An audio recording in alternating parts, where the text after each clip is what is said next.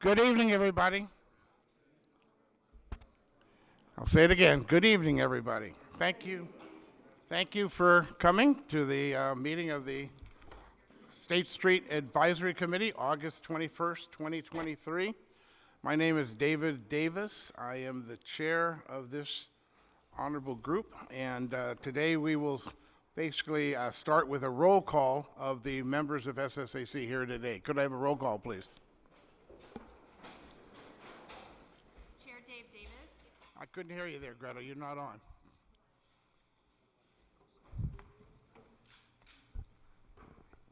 Chair Dave Davis. Here. Vice Chair Saxon. Here. Michael Becker. Here. Diane Meester-Black. Here. Hillary Blackerby. Here. Roxana Bonderson. Roxana's present.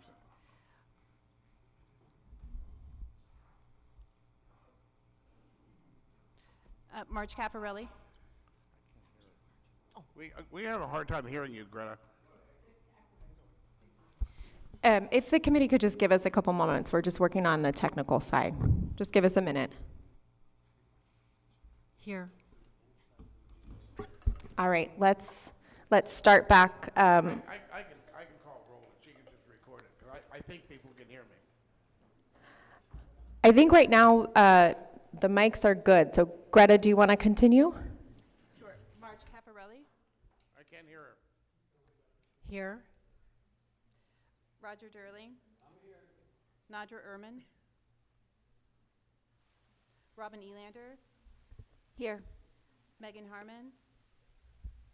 Not present. I think she's online. Megan Harmon.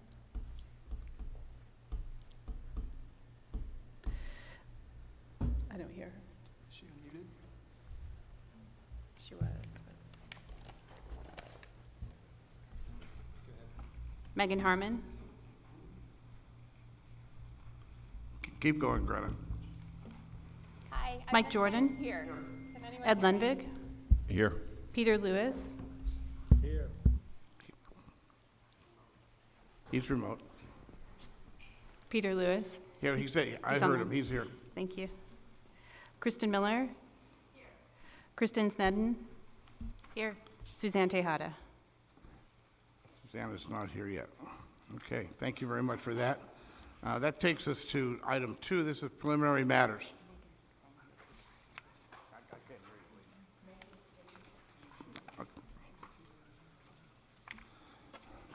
Okay, preliminary matters. Item A, opening remarks and announcements. I want to apologize for my back being to the audience.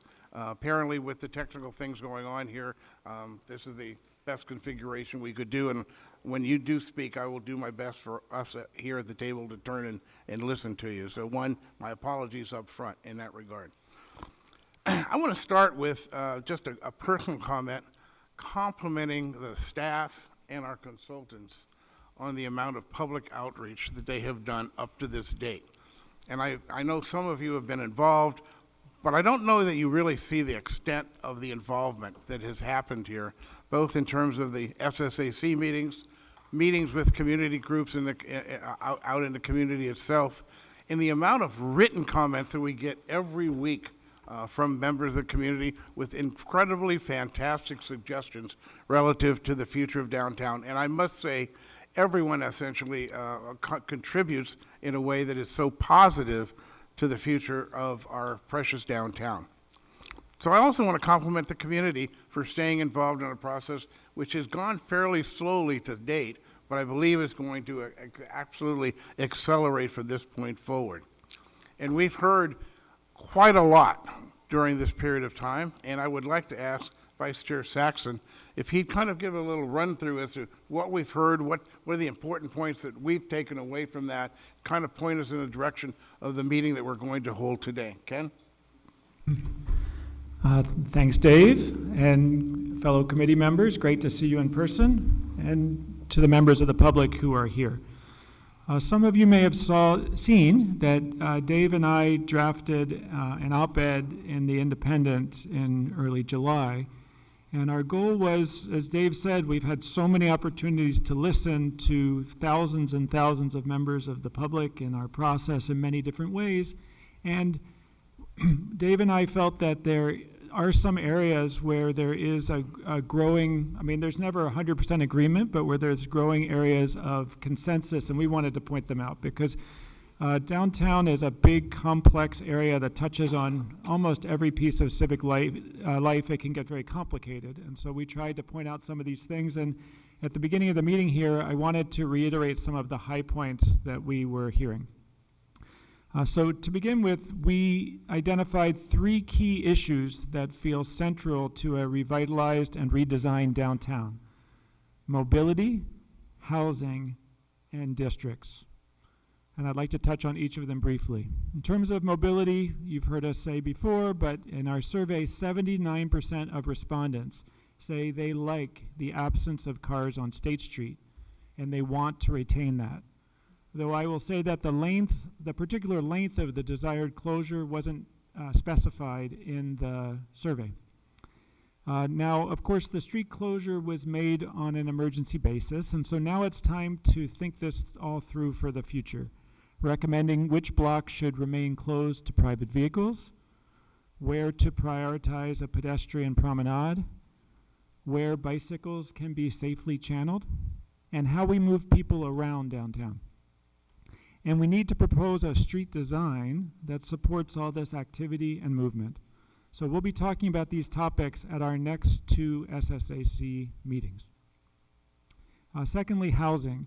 We have a long downtown Main Street corridor and a good deal more retail and office space than is needed for the foreseeable future. Our area's biggest space need is housing, which currently makes up no more than 5% of the square footage in our downtown master plan area. That's a very small number right now. As more space is converted to housing, downtown Santa Barbara has the chance to evolve into a desirable urban neighborhood with more people present all times of day, which will be a source of a new level of vibrancy for the area. The need for downtown housing is one of the most frequent comments we've heard from Santa Barbarans of all stripes. To support this shift to more housing, we're going to need to address obstacles and opportunities regarding converting downtown real estate to housing. And third, districts. Santa Barbara is not going to be vibrant as one long downtown shopping street anymore. In our process, many have suggested ways that we build on the informal zones or districts that already exist downtown. Towards the north end of our project area, Santa Barbara has a pretty vibrant arts district. The Old Town district at the south end of our project area is pretty vibrant today as an entertainment zone, though many have pointed out that we need to better integrate the 400 block into that zone. And in between those 2 zones, we have our city center, which today is the least vibrant part of the street closure, but there are exciting possibilities for the future. It's our work to think about what State Street could be in that city center area, as well as integrating those ideas with redevelopment possibilities for De La Guerra Plaza and for Paseo Nuevo. We'll be focusing on some of those district questions at today's meeting. In the op-ed, we also mentioned some other critical themes we hear a lot about. Certainly the areas of safety and sanitation. I'm talking about cleanliness, lighting, homelessness, accessibility, and bicycle safety and speed. Also creating design standards that build on and enhance the beauty of Santa Barbara: street design, landscape design, and outdoor dining design. And highlighting the need for process reform, streamlining and reforming city rules and review processes so that private property and business owners can more quickly and easily invest in changes that will help revitalize our downtown center. So that's an overview of what we wrote, summarizing what we've been hearing. Our upcoming SSAC meetings are set up to invite our input and guidance on these key questions as we support the development of a master plan vision that can go before the City Council early next year. Thank you, Ken. Next, on item B, agenda review, I'd like to call on State Street Master Planner Tess Harris. Tess, could you give us an overview of tonight's agenda? Yes, thank you, Chair Davis. Good afternoon, everybody. So we have one item on today's agenda, and that is the vision and concepts for the State Street Promenade. We're going to go through the presentation about the vision and concepts for each district and for the overall promenade. And it's important to note that as we go through the vision and the concepts during each district, that you're going to see a 20-foot fire lane or 20-foot corridor that will be empty in all of the concepts that you see today. That is on purpose. What we are here today to really talk about are the districts and what the districts should feel like, what you want to experience in each district. And we will touch on the transportation and mobility discussion during our next two meetings, as Ken stated earlier. So we're not going to discuss the transportation component today, and I ask that the committee members hold those comments when you see each of the different concepts for each district to the next meeting. We'll go into a lot of detail, and it will require at least the next two meetings for that. That's all. We have a meaty agenda item, and then I'll walk through what our schedule looks like in a moment as well. Good, thank you very much, Tess. It takes us to item 2C. This is the approval of the minutes for May 22nd and May 24th, 2023. Anyone have any comments, questions on either of those two minutes? Not hearing any. Do I have a motion to approve? I have a motion. Do I have a second? Second. And a second. You want to speak to Can the we do motion? them separately? Because I was at one meeting but not the other, so I can't vote on both of them. Okay, we will take those separately. Let's do roll call on the May 22nd meeting minutes. Diane Meester Black, Abstain. Hillary Blackerby, Aye. Roxana Bonderson, not present, Roger Durling, Nadra Ehrman, not present, Robin Elander, Yes. Megan Harmon, Yes. Can you guys hear me? Nope. Nobody can hear me again. Can anyone hear me? we can hear you, thank you. Oh, yes. Okay. Thank you. Yes. Mike Jordan, Ed Lundvig, Yes. Peter Lewis, Yes. Yes. Kristen Miller, Yes. Kristen Sneddon, Suzanne Tejada, Yes. Chair Davis, Yes. Vice Chair Saxon. Let's do the same for the minutes of May 24th.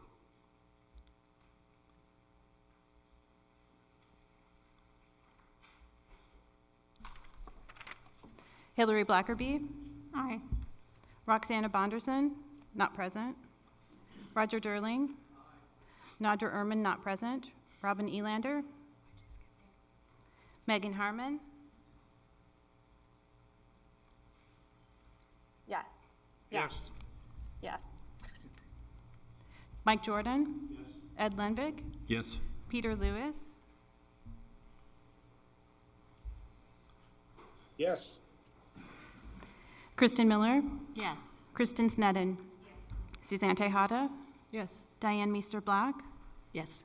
Chair Davis, Yes. Vice Chair Saxon. The minutes are approved. Going to item 2D, this is general public comment for items that are not on our agenda today. That's pretty hard. So if you have something there you want to speak under general public comment on something which is related to what we do, but not on today's agenda, and today's agenda is pretty wide, you'll have to hold those comments. Tess, do you want to elaborate on that? Yes, thank you, Chair Davis.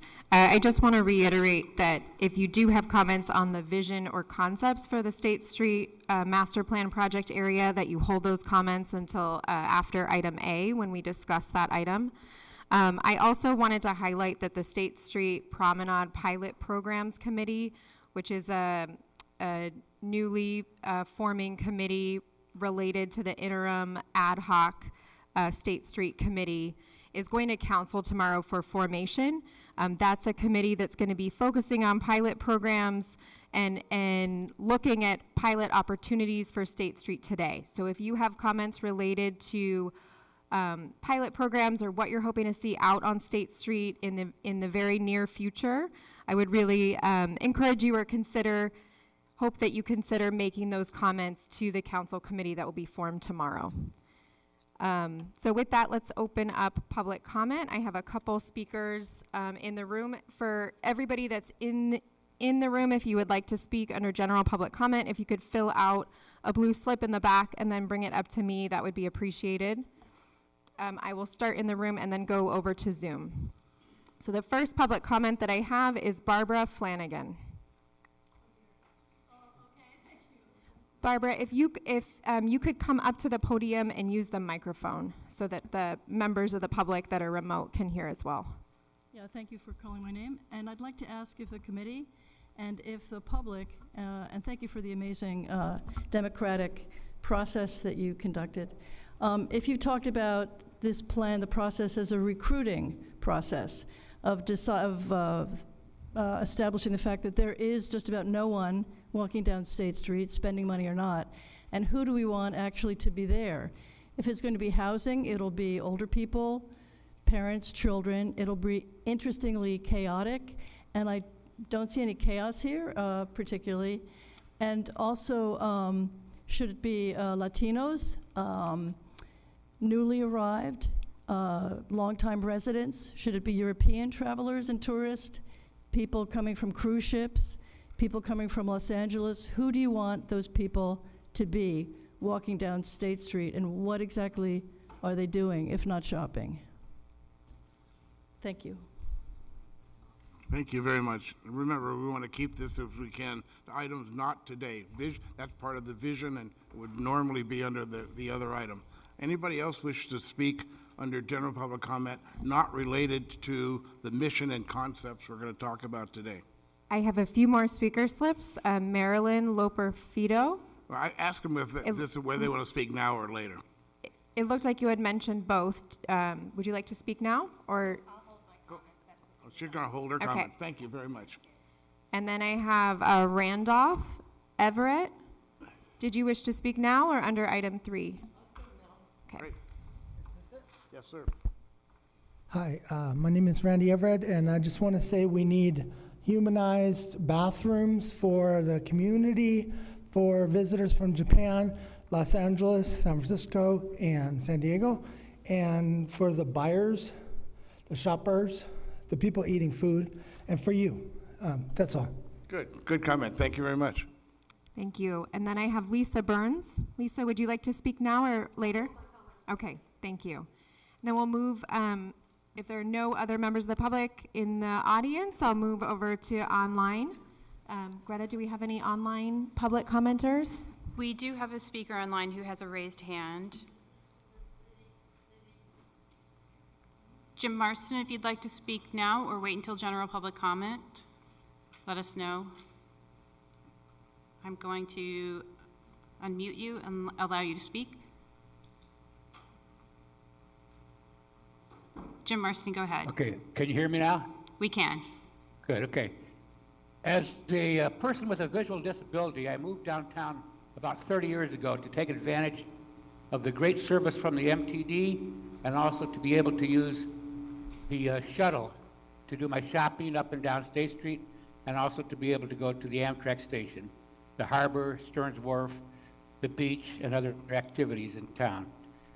Almost 3.5 years ago, the city abruptly canceled the shuttle service. This is greatly reducing the activity choices for many, or for the very people the city is trying to attract, the people who live here without a car. Any urban planner knows that you cannot have a vital downtown area without sufficient public transit. Canceling the shuttle has vastly decreased the activity space for those people. If we want to attract more residents downtown without a vehicle, and also to attract visitors out of town, we must have accessible shuttle transit service to the Amtrak and the other amenities in town. How can we expect visitors to come downtown without using a car? We can't wait until the promenade is actually built. We must have a shuttle that is accessible to all. It can run up and down Chapala and Anacapa and then to the waterfront. I hope you can add this to whatever surveys you conduct in the future, and that this group will consider how important a vibrant transit system will increase the downtown. Thank you for considering this issue, as it has affected the lives of many people in town for far too long. Thank you very much. Thank you. And we do have a second speaker with a raised hand. Patrick Casey, I'll unmute you, and you should be able to speak. Hi, good afternoon. I understand that today's meeting, there will be no discussion related to transportation and will solely focus on the vision, but what I don't understand is why. In the last committee meeting, when MIG made their first presentation on the opportunities for the new master plan, it was apparent that the committee was unaware of transportation laws and needs and how that would impact what can and can't be done on the promenade. Why would it seem necessary to continue the fairy tale and DreamWorks session without first establishing what can and can't be done with transportation as it pertains to the law and accessibility? It just seems to be a waste of time and money to sit here and dream about what can or can't be done, especially when no one in this room has a clear understanding of what the transportation laws are, regardless of their position in the city staff or a council position. It's unusual that no one knows what the transportation rules are. It should focus there first. Thank you. Thank you. I did receive one additional speaker slip. Chris Benedict, did you wish to speak during this item or during item 3?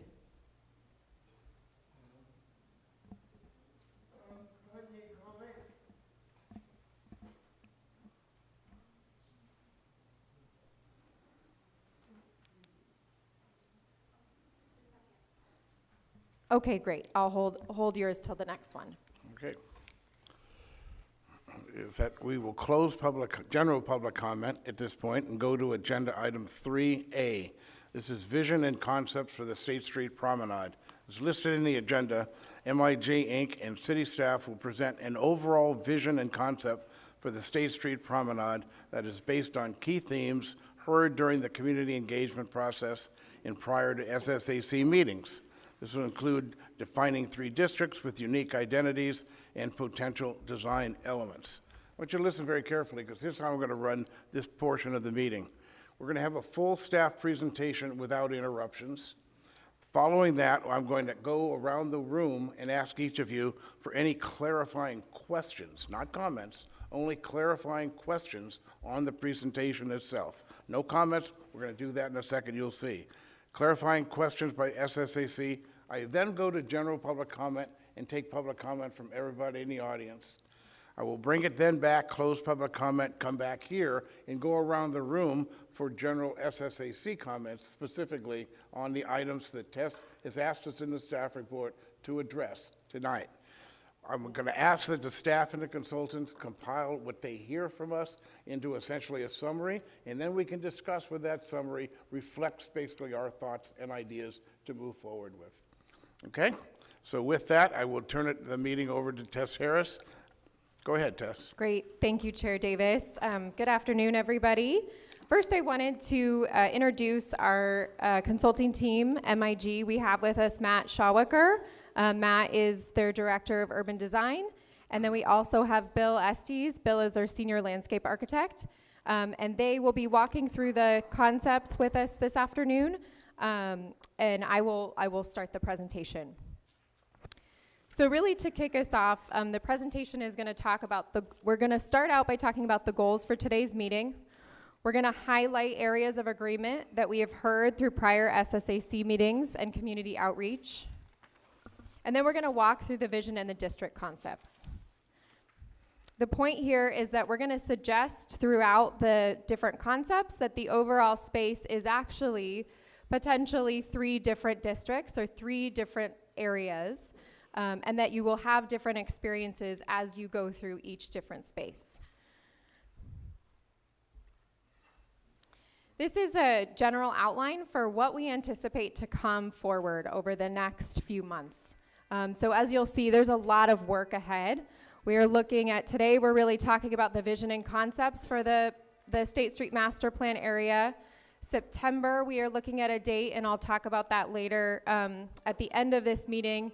But we're gonna be talking through a transportation history and considerations that the State Street Advisory Committee should have as we think through the State Street Master Plan. That's a presentation that will be given by Public Works staff and was done at the recent TCC meeting as well.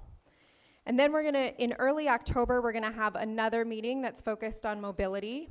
And this will be a deep dive on transportation and mobility issues, including refined concepts and trade-offs. So getting the background and the really overall framework for transportation in September, and then coming back with some of the concepts that you'll see today in October with mobility and components included. Again in October 23rd, we have a regularly scheduled SSAC meeting. That will be a follow-up, so if we need to use that for continued discussion on transportation, we will do that. We're also going to be talking about some different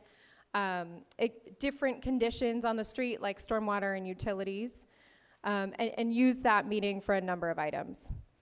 From mid-October to mid-December, I anticipate additional community outreach. That's also a point where if we need to add a meeting, I anticipate doing that in November. And then in December, our meeting is scheduled for December 11th, and we'll be talking through implementation and policy. All of that coming together, still really keeping us on track for going to City Council in early 2024 with an update, and then requesting approval of a concept for the State Street Master Plan by Council. All right, so starting out today's goals. So I want to highlight that Create State, the State Street Master Plan, is really a plan highlighting community space. The space as a venue. What can this place be, not only as a gathering location, but as an urban neighborhood? How do we re-identify our downtown into a space that all of us can enjoy, and residents and tourists can enjoy as well? And so in this staff memo that I sent out, we talked through the different components that this committee has talked about in the past. So the comments about it feels, it represents, it reflects. There's a number of things that we all discussed on what we want this master plan to really talk through. And then here's what we heard and we believe are central elements to the vision. So supporting additional housing units, maximizing neighborhood serving design elements, accommodating all age ranges and accessibility needs, making sure that the largest interventions are in the areas that need the most support, and highlighting areas of success and build on that success. Emphasizing 3 distinct districts, and we'll get into that in more detail today. And then highlighting at least one central plaza or central location within each of those districts. So finding a gathering space, not only one in the entire master plan area, but having a space in each of those districts to congregate. Accentuating connections to the Paseo network and recognizing that we have a lot of historic structures, we have a lot of landmarks, we have a lot of areas of interest, and making sure that we're not just going into one long and linear project, but building out and creating some depth there. And then connecting to other key institutions, including the waterfront and the Funk Zone. All right, so the elephant in the room, we've talked about this already, but I'm gonna keep highlighting it because it is important. So mobility is going to be key to creating a successful public space, but we really wanna focus on the district concept first. And we feel that it's important to make sure that we get that right, to make sure that we come out of this room, hopefully with general agreement on the 3 different districts and what we want each of those 3 different districts to represent. You're going to see a 20 to 20 foot mobility corridor again throughout the concepts, and that is intended, that is the fire lane location, but that area also can act as a space for vehicles, pedestrians, bikes, shuttles. That space can include not only one, but potentially multiple options. And again, that's what we'll discuss in September and October. So I really ask that we hold the space to make sure that we get the foundation right, get the districts right so we can go to the next stage. So these are, again, some of the broad goals that we've defined. These were first identified by City Council, and then they were confirmed by the State Street Advisory Committee as well. So bringing people downtown, creating a safe experience, being people-centric, designing for locals, facilitating housing, ensuring economic revitalization, and reestablishing or recapturing downtown's identity. And so as we've agreed, the plan and the concepts really need to speak to each of these. And so I encourage you to think as we walk through each of them how we are capturing each of these in the different districts. And then housing, as you've heard sort of throughout, housing is essential, and it's no secret. We need more housing in our downtown to make this plan successful, but not only to make this plan successful, to also make our downtown successful, right? And so this slide here highlights the surface level parking lots. It also highlights Paseo Nuevo. And then in the smaller dots, it highlights suitable sites that were identified through the housing element. So there are opportunity sites identified, a little bit hard to see here, but in the pink and then the blue are pending projects in the space. The point of this slide is really to highlight that we need to be thinking about public space in the context of somebody's front door. What do you want to experience if you are living right downtown? So it can be for somebody that's a general resident of Santa Barbara, but we are also creating this new urban neighborhood. And so this is really a key piece to it. How does this public space project connect to potential housing that could exist in the future? And so I'm going to now go into some areas of agreement.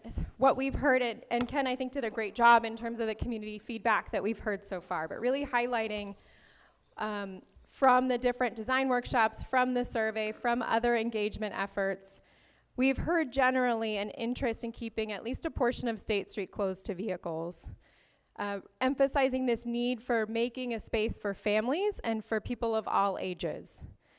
Providing diverse amenities and diverse seating, public and performing art spaces and public art spaces, and then activating the center blocks was really a key component that we've heard throughout, as well as housing, as I mentioned. Another area of agreement that we've heard is the idea that this space we have right now is really long and linear.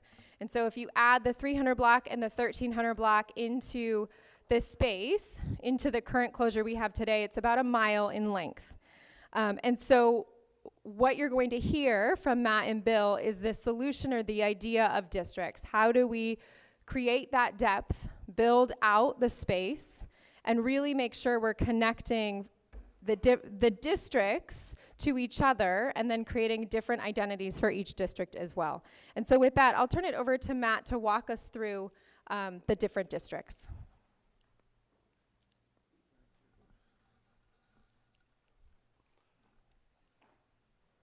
Okay. Can you hear me?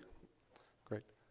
So as Ken said and said several times, really the foundation we believe in the vision starts with the districts. There are existing, we've heard this many times, districts that are defined already by their uses, the institutions, the destinations that already exist in them. This map sort of highlights the Arts District, Old Town, and what we've been calling the core. And as we've analyzed it and discussed it, we think there's sort of the strategy starts with two ideas how we approach those districts. The first, Arts and the Old Town, really we've called them amplify. We've heard many times from the committee, from the public, those areas are fairly successful already. There's good destinations and all the art, the institutions, the concentration of restaurants in Old Town, those places work pretty well. What we need to do is build on what's working in those districts, amplify it, provide spaces to broaden the invitation to more people, as you said, to all of Santa Barbara, all ages, all walks of life in those districts. So you'll see strategies to amplify and build on what's working well and broaden the invitation.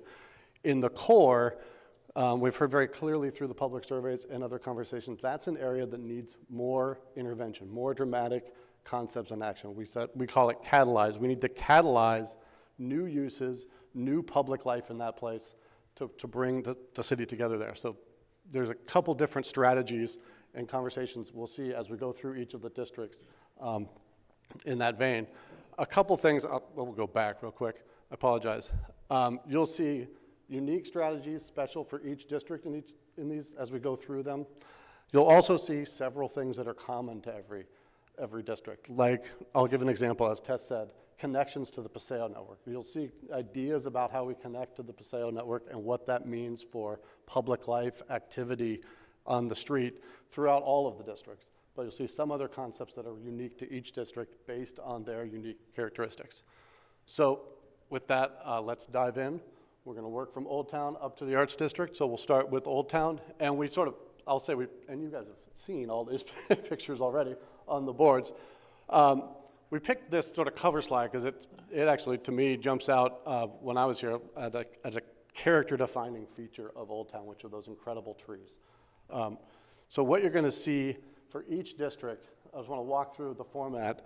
You see a vision statement. It's a high-level, very draft vision statement, some potential design elements, and then some images that sort of speak to the character and sort of vision and quality of the space. If you look closely, you'll see, there's probably a subtle shading about who's, I don't want to say who's invited because all Santa Barbarans and all walks of life are invited to every district, but who's there now and who do we want to add and bring to that space specifically? So Old Town, really, as I said, builds on what's working now. It's a vibrant entertainment district. It's really more active at night, connecting to the funk zone, the waterfront. It's got lively restaurants, a lot of street activity, street performance. We want to build on that, but build on it in a way that not only invites the people that are now, but makes it a great place for families, for seniors, for people from other parts that aren't currently using it. We can see some of the sort of key elements of that vision, expanding the patio spaces so they have more presence on the street, the tree canopy, building on that, and then adding social seating, fun ways of inhabiting the space, moments of joy, as we've called them, different types of lighting. So we'll go a little further. So what we're looking at here is sort of, a slightly aerial view on the right, Gutierrez Street, the 400 block, then the 500 and 600 block. I'll walk you through the legend. What we see is sort of basically color-coded, the space, because what we really want to talk about is how we're using the space and how they are organized. So we've got a bright yellow corridor you see through the whole thing. That's a continuous 8-foot wide pedestrian sidewalk. Sorry. Oh, yeah. Thank you. So you see a continuous 8-foot sidewalk on both sides of the street that'll maintain pedestrian access throughout all of the blocks. You see in the center the light blue, which is the 20-foot corridor that Tess spoke of. And then you see dark blue on either side, which is really the amenity and activation space. And then light blue lines coming from the blocks on the north side or on the top of the sheet, which are the paseos. The last thing you see there is the red, which are two sort of red plazas, and we'll talk about them and what we think the potential for that idea is. The foundation of the Old Town, as we talked about, is all the little knives and forks are existing today restaurants that populate the streets. So the density of restaurants in this district really animates it. The other thing that's maybe a little hard to see is there's a brighter green group of trees, which are the existing, as defined in current city information, sort of heritage large trees. So we think those are something to build on along with the restaurants. The concept you see here is, and I'll zoom in the next slide quickly, but essentially expanding the patio space against the building. Currently, I believe it's 6 feet. Expand that to 12 feet so the patios get more of a presence. We can bring that street life to the neighborhood and build on the existing trees, create more larger trees to create a continuous canopy, really lean into that character-defining idea that exists in these blocks already. And then where the paseos come out and intersect with State Street, that's where you see the little red square, a little small plaza-type space, which could be sort of a focus, a node of activity for street performers or other things to occur in the street. We'll go a little closer. Oh, and you do see, and we'll talk about this as well, at the end of the 400 block and Gutierrez, a key gateway element, and we'll talk in detail about what that could mean. Zooming in a little bit on the 500 block, just as a representative of the idea, you see the patio space. This isn't color-coded as much, but the sort of space next to that, the 8-foot walkway, and then the amenity space, and then the 20-foot corridor in the center with the plaza, what we're calling plaza room at the Paseo intersection. In very rough sketch form, this is what this could look like, the feeling of that space. You see on the left side, the pedestrian walkway, 8 feet wide, expanded patios, a large continuous canopy of trees. We think it could be fun to hang some lights or do some things, in there to really build that ambiance. And then you can sort of see the performance plaza in the center there with a couple maybe fun terrace seating. Those could be, I will say, I should have said this up front, you're going to see a lot of detailed ideas. The intent we're looking for today is this the right intent for that space? Is this the right character? Not, is that the right bench? But we need to, in order to convey the character and the activity we see, we need to sort of draw it at a certain level of detail. So if that's not the right bench, if we don't want people playing ping pong, that's fine. But we're just trying to communicate the concept. So you see some lighting, those terrace seatings, a sort of platform, all of that intended to create a stage for street performers and really amplify and support that activity in the district. I spoke a minute ago about the 400 block gateway as you come in, coming up from under the new project from the Funk Zone and the beach on the bike lane or in your car, a new introduction to State Street at the 400 block. Again, the two sort of big pylon things, the gateway features that could have wayfinding information, interpretive exhibits, even a community posting board. There's a long list of things that could happen there, and the banners above it, maybe that's not the right idea, but the concept is a strong, defined gateway at the beginning, at the 400 block in Gutierrez there. And then and sort of extending that into the intersection with some enhanced paving and crosswalks. How does it work? This is a quick cross-section of State Street, of the 500 block. As I've said, you got 12 feet on either side for expanded patios, 8 feet for the sidewalk. You'll see on the right, it says 6 feet. That's a conversation where there are existing trees. If you really get into the details of the existing streetscapes, some areas are 24 feet wide, some are 18 feet wide. So it's a challenge to sort of fit the 12 feet and 6 and keep the existing trees. So that's a conversation. Maybe that should be 8 feet and the patio should be 10. And then you see 12 and 10 feet on either side for that sort of public activation, public amenity space, and the 20-foot corridor in the middle. One sort of what if we want to pose to everyone is, what if we rethink the patios? What if regulations and policies around patios change and we can move them out from the face of the building? Then in that case, you have the 10-foot wide walkway along the building, 20-foot wide consolidated patio space, or public amenity space.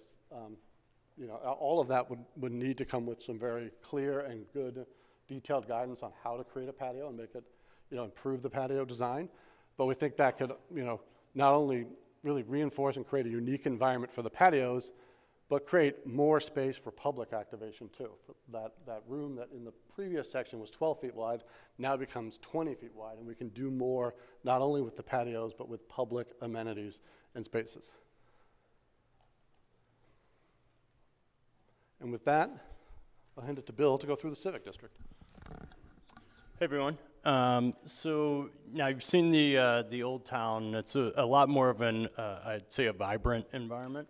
As we get into the Civic District, we start to think about, okay, what can this be? And so as you saw in the district diagram, we started to talk about catalyzing. So for the Civic District, as we're calling it right now, the idea is to sort of showcase the best of Santa Barbara. And what we're trying to do here is really think about these key anchors, tying into De La Guerra, you've got City Hall, El Paseo, Paseo Nuevo, and thinking about how we can start to make broader connections beyond State Street in this location. Of course, as we start to think about housing, that plays into it. We start to think about how people are actually going to live in this space. So this could be a space where you might get your morning coffee, you might people watch, you might meet your friends here, you might then go off into these other spaces. It's a space where you're going to see families, there's going to be play elements. Again, we talk about moments of joy. There could be local kiosks that help support small businesses. And then, again, thinking about performances and the opportunity for farmers markets and things like that. So as we start to look at this diagram, you can see a lot of these similar elements that Matt just pointed out.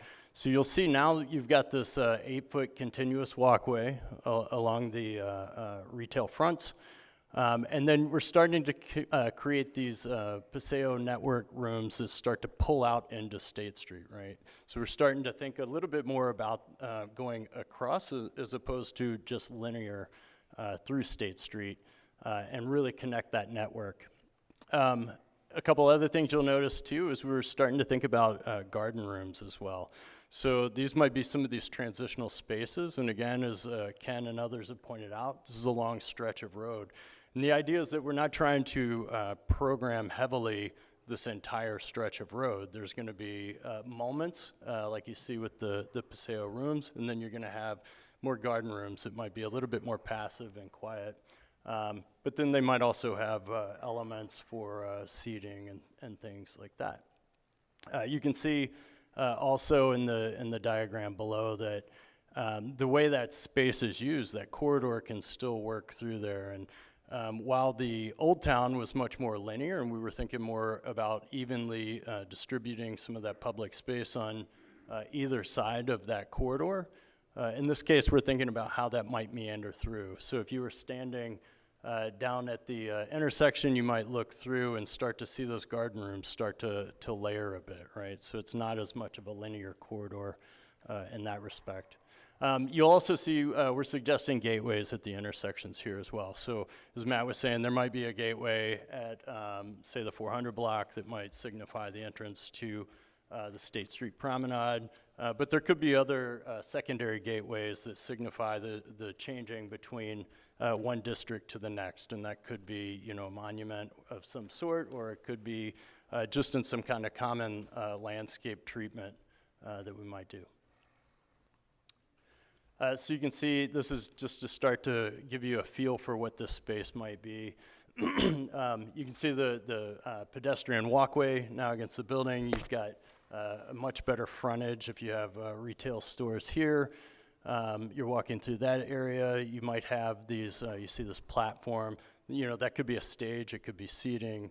It's a flexible space. You see some pop jets and some kind of maybe water element that could be turned off if you wanted to have a performance or a gathering of some sort.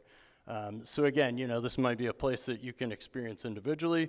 It might be a spot where you go to, have your voice heard, right? Or to rally in support of a cause and maybe see a performance.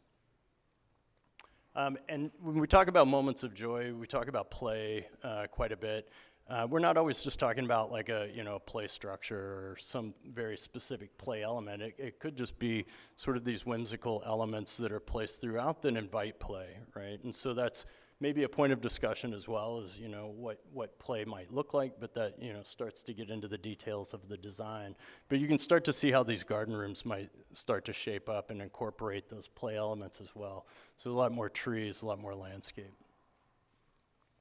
And you can see here, so we are again thinking about how that corridor might meander a bit.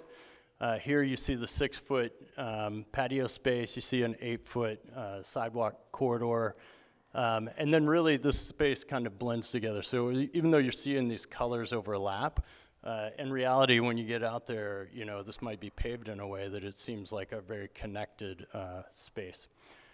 You'll see the garden rooms. Some of these spaces could also be used for like bioretention and dealing with some of the stormwater issues.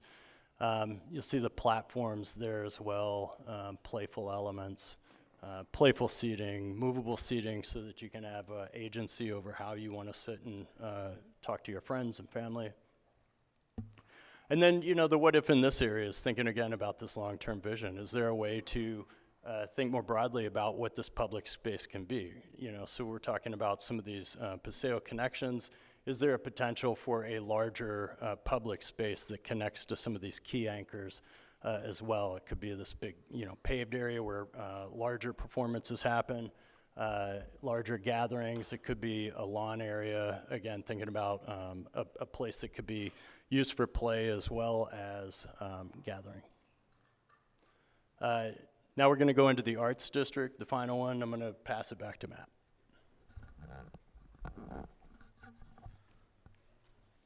Thanks, Bill.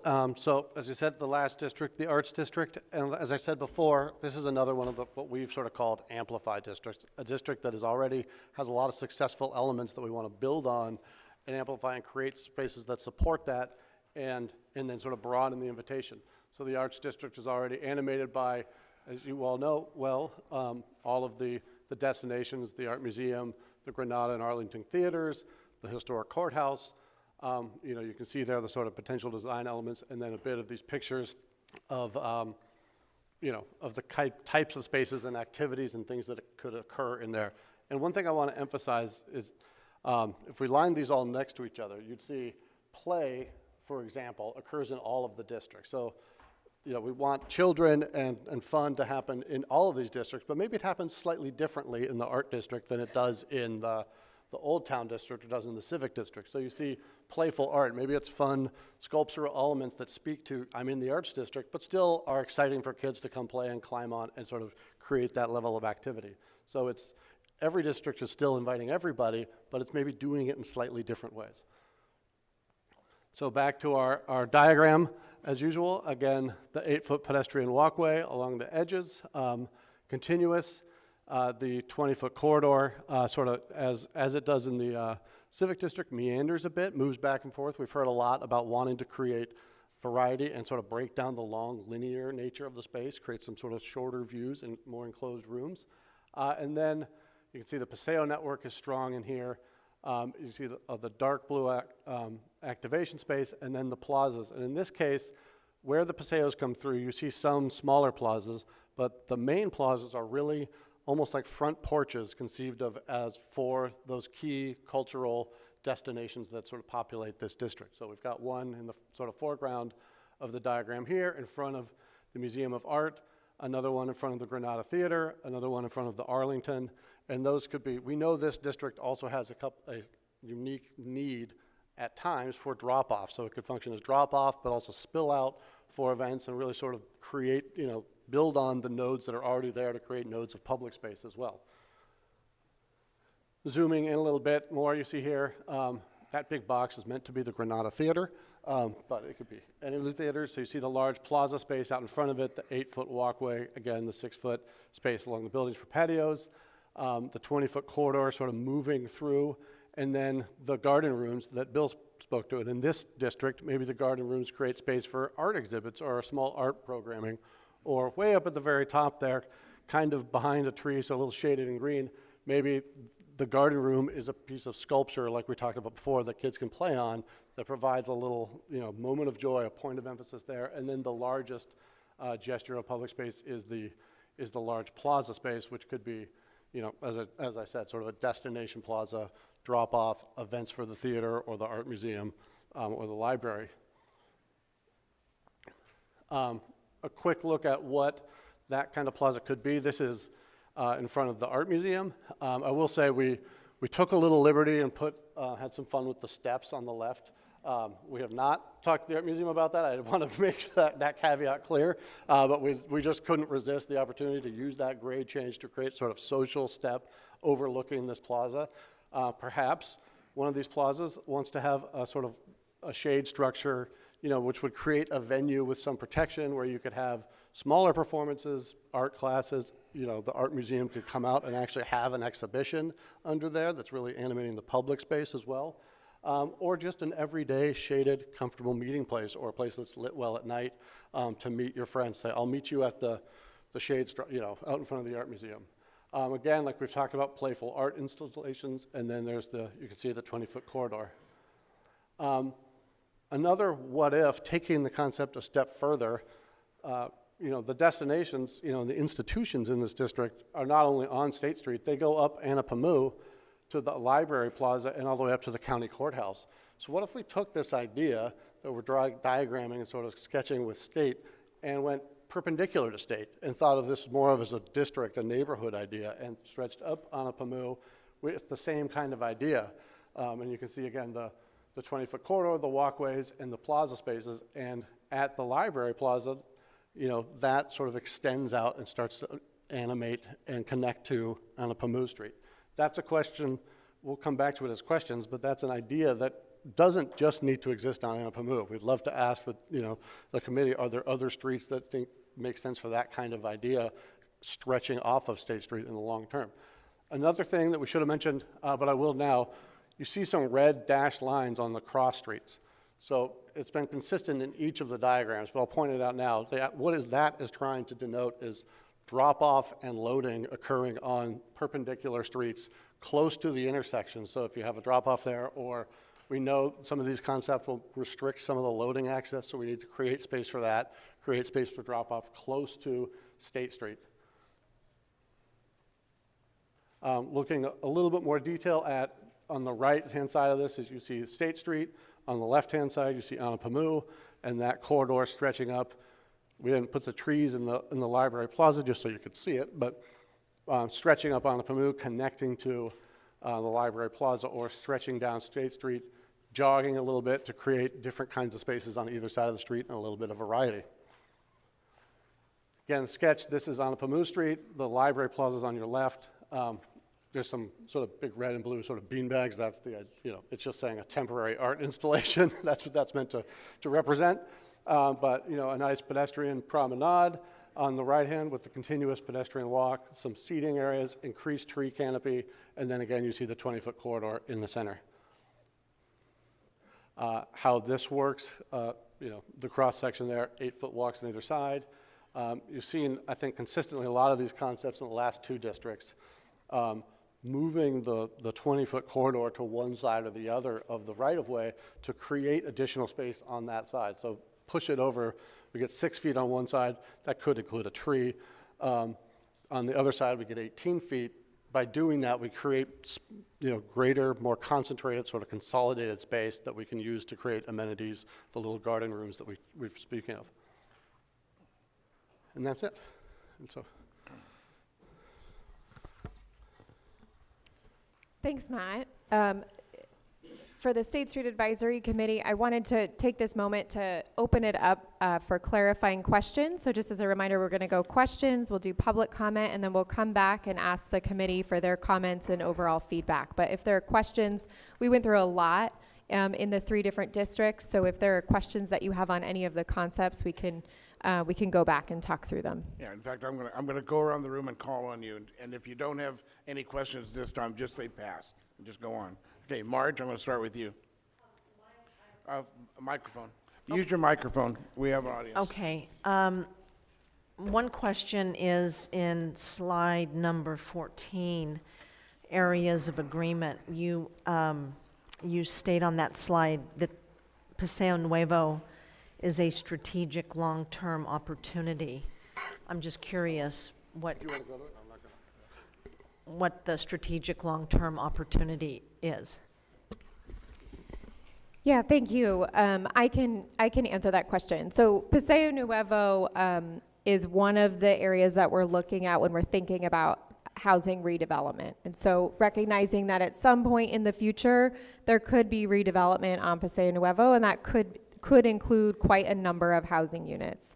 And so I think it's important to be thinking about that space as a potential for that to occur, as well as a lot of the other areas that we mentioned, because it's such a large space and because it's right in the center. There are a few other of the, there we go, some of the others as well. So you'll see across the street a couple of the surface parking lots, and then a number of those smaller dots that are emphasizing opportunity sites that the housing element is calling out for potential opportunity for development, and is anticipated that it could occur over the next 8 years. So I think this slide in particular, the point of this is really to show that there could be hundreds to thousands of new units of housing right in the project area on State Street and within a block in either direction. Okay, Michael Becker. Thank you, Chair. Just curious how curbs or no curbs play into what we just saw.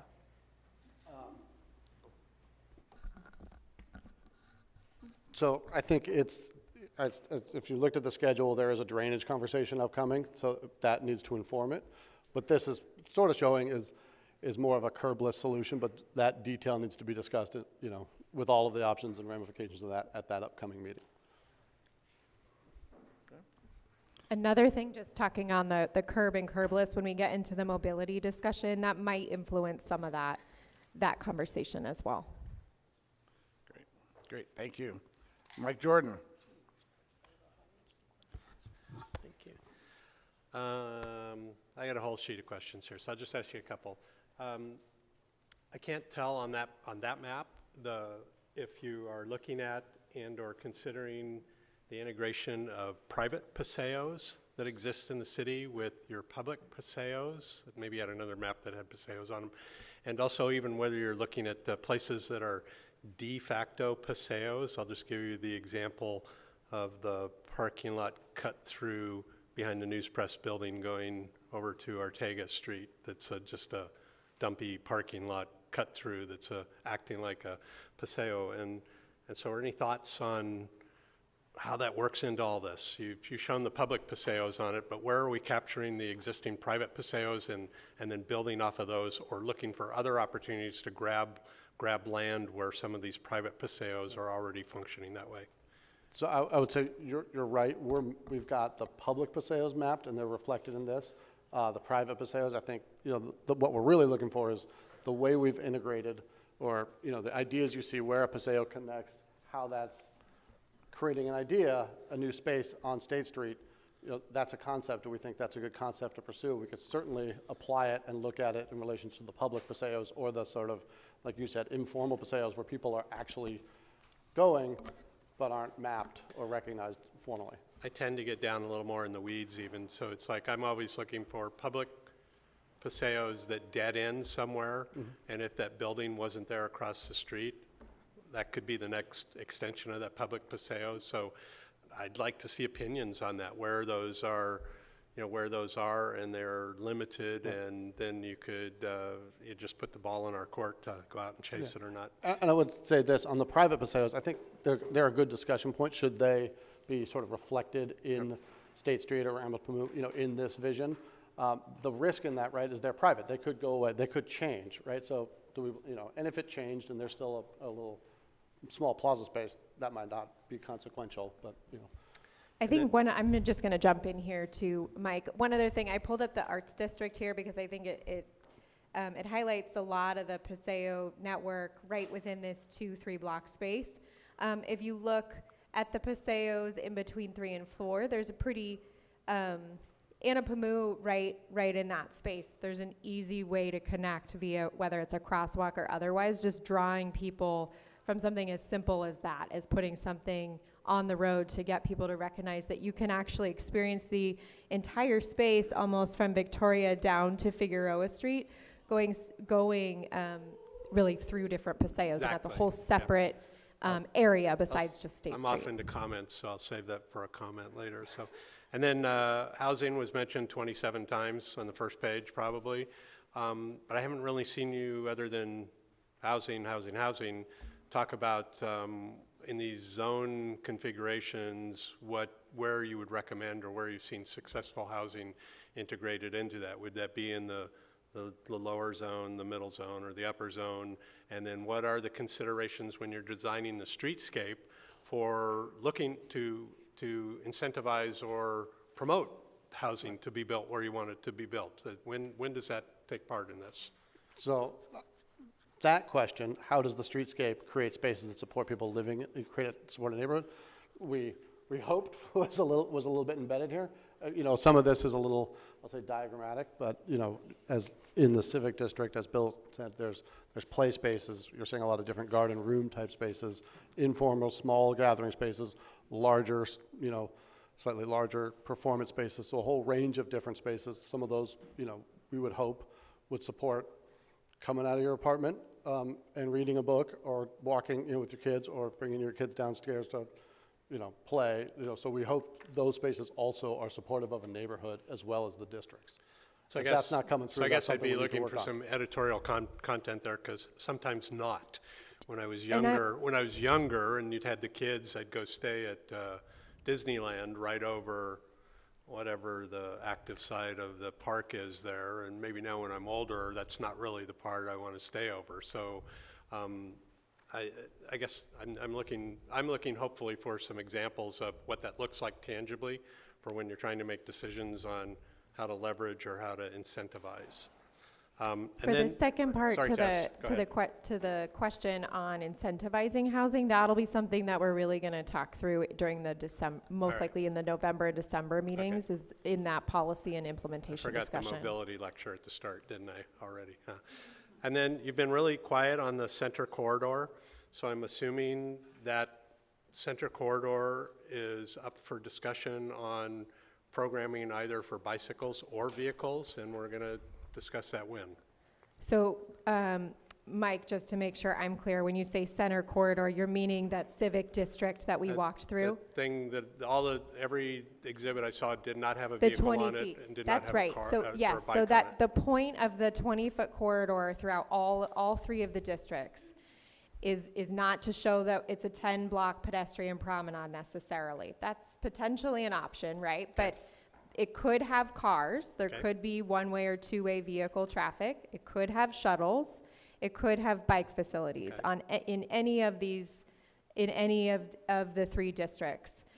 Really, the point right now is that rather than have the mobility drive what activities can exist in this space, we want to get straight what kinds of activities we're hoping to see in each district, and then help that guide what mobility might make more sense in certain areas. Okay, I'm not sure which one's the chicken and which one's the egg, but we'll see how that works. Thank you. All right, jump over. Kristen Snedden.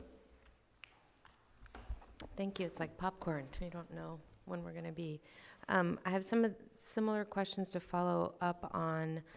One, for the identified housing potential areas, does that include adaptive reuse? If we're working on this adaptive reuse ordinance and really hoping to sort of reuse a lot of those spaces, is that included in there?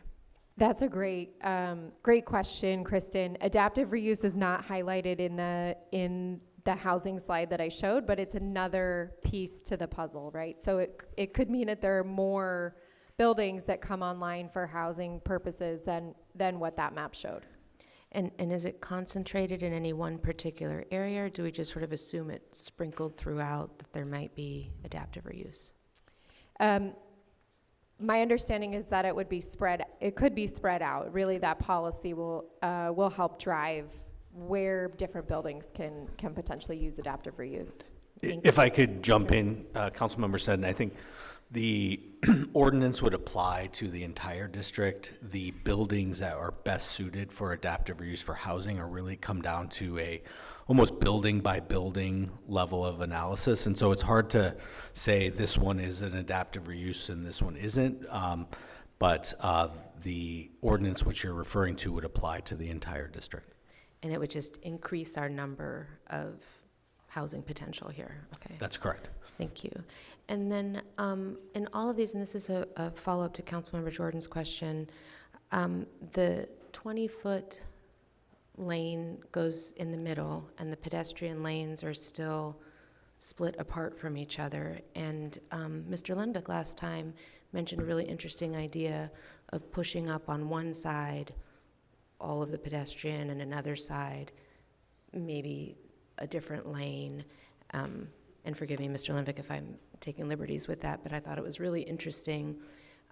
So this shows the 20 feet always in the middle, either meandering or straight, with pedestrian on either side split. And I think we've had a lot of discussion about how pedestrian space is sort of nice when it's concentrated together. Is that something that's still? So I think I would say there's a couple, let me give a little more detail on both of those. As Tessa said, the 20-foot corridor, we've left it open. We're going to have the mobility discussion. It is also the fire lane in this diagram. So the fire lane, in order to work for emergency access, you need to be able to access both buildings, either side of the street. So it probably wouldn't work from an emergency services standpoint to push that 20-foot corridor all the way against one of the buildings. We've also got existing trees, several of which are worth preserving. The 8-foot corridor doesn't mean to suggest that that's the only place where pedestrians are welcome to stroll and walk. It is just the basically continuous clear zone that every block will have, so that there is, the patio spaces, even though they look like they inch it from the drawing, that will be clear. The area to the right of that could also be totally welcome for pedestrians to walk in. To the left of it, they could cross the 20-foot corridor, but that 8-foot corridor relates to maintaining ADA, accessible access, your accessible route. It connects to things at intersections. So we need to keep that so that everybody has a understandable, legible, safe place to walk. Thank you, and I appreciate that it's not being programmed yet, so I do appreciate that. So this is a good example. In this, is it still possible that one side of that is just pedestrian and one side of that is bicycles, say? Or are we really limiting where bicycles might go to the middle? I'll jump into that. Matt, do you have the clicker by chance? I'm going to grab that real quick. So one of the things I wanted to highlight just from the question earlier, let's see if I can get this, there we go. So this space here, you're seeing, Matt was talking about this 8-foot pedestrian corridor. That's the continual sidewalk space. That generally would be straight so that you have a continuous path of travel. But this space here, it fluctuates. So in this area, you're seeing that this curve happens up here and it dips back. So this is closer to 20 feet from the edge of the fire lane to the building frontage. This space here is closer to 40 feet. So you have that different, quite a variation in terms of the actual pedestrian space. This is the space that we're going to talk about in terms of transportation. So we will talk about whether this has bikes or cars or shuttles. This here is showing you really the flip of what this side is showing. So this is showing you a smaller space. This is closer to 20 feet when you add it up, and then it extends outward. Now the spacing could be different. We can play with that a little bit. Part of the modeling was looking at what types of what are the existing uses in the space. We recognize that most likely a restaurant space, it could change to something else, but a lot of times a restaurant will convert into another restaurant. And so recognizing some of the seating options in different locations there for that purpose. So hopefully that gets at it a little bit. You'll see sort of a difference as in the Old Town area.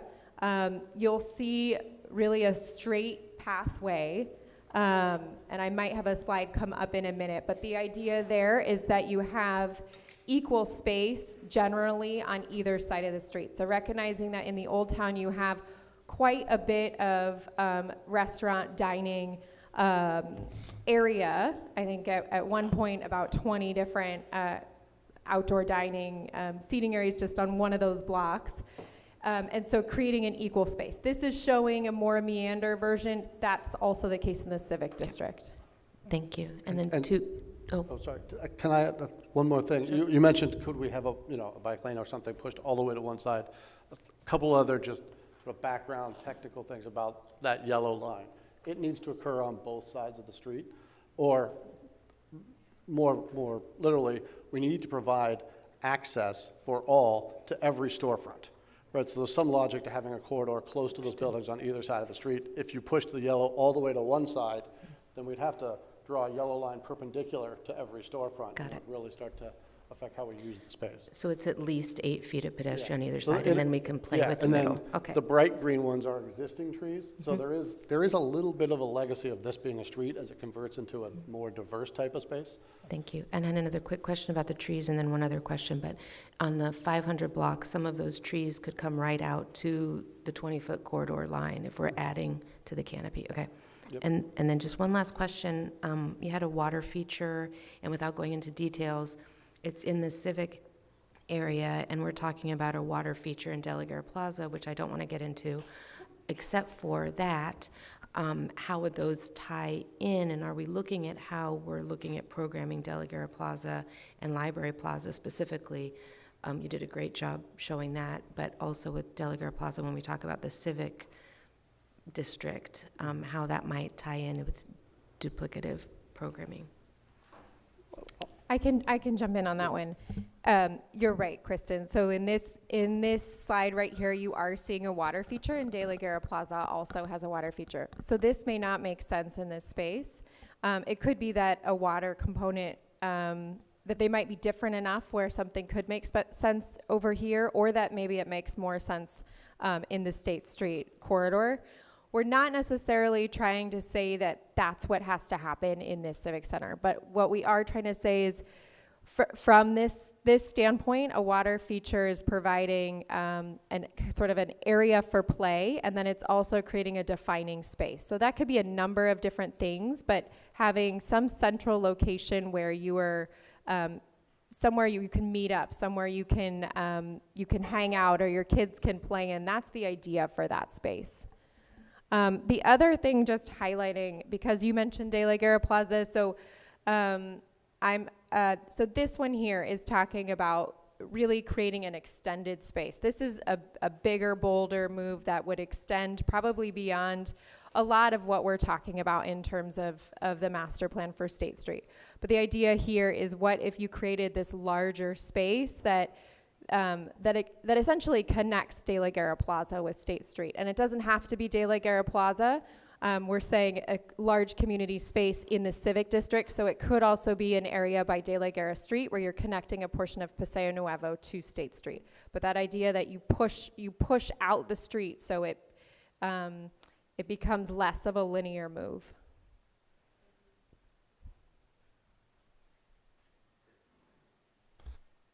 Okay, next, Suzanne Tejada. Suzanne? I don't have anything to add at this Great, point. good. We will go then to Kristen Miller. Great, thank you. This is so nice and interesting, and I thank you for it. I'm particularly interested in the districts and the discussion about that. I guess my question is,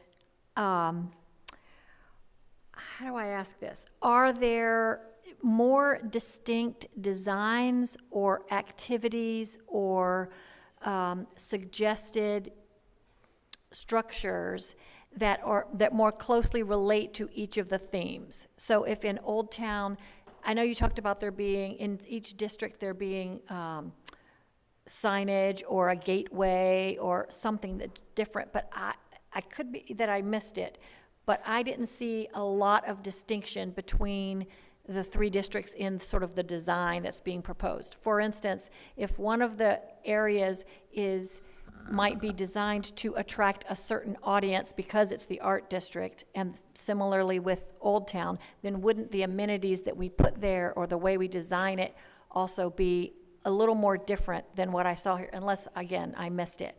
And then along with that, I wonder if that speaks to a potential leasing strategy or way that those districts then relate to the businesses that are currently in those areas or blocks, or that might be in the future.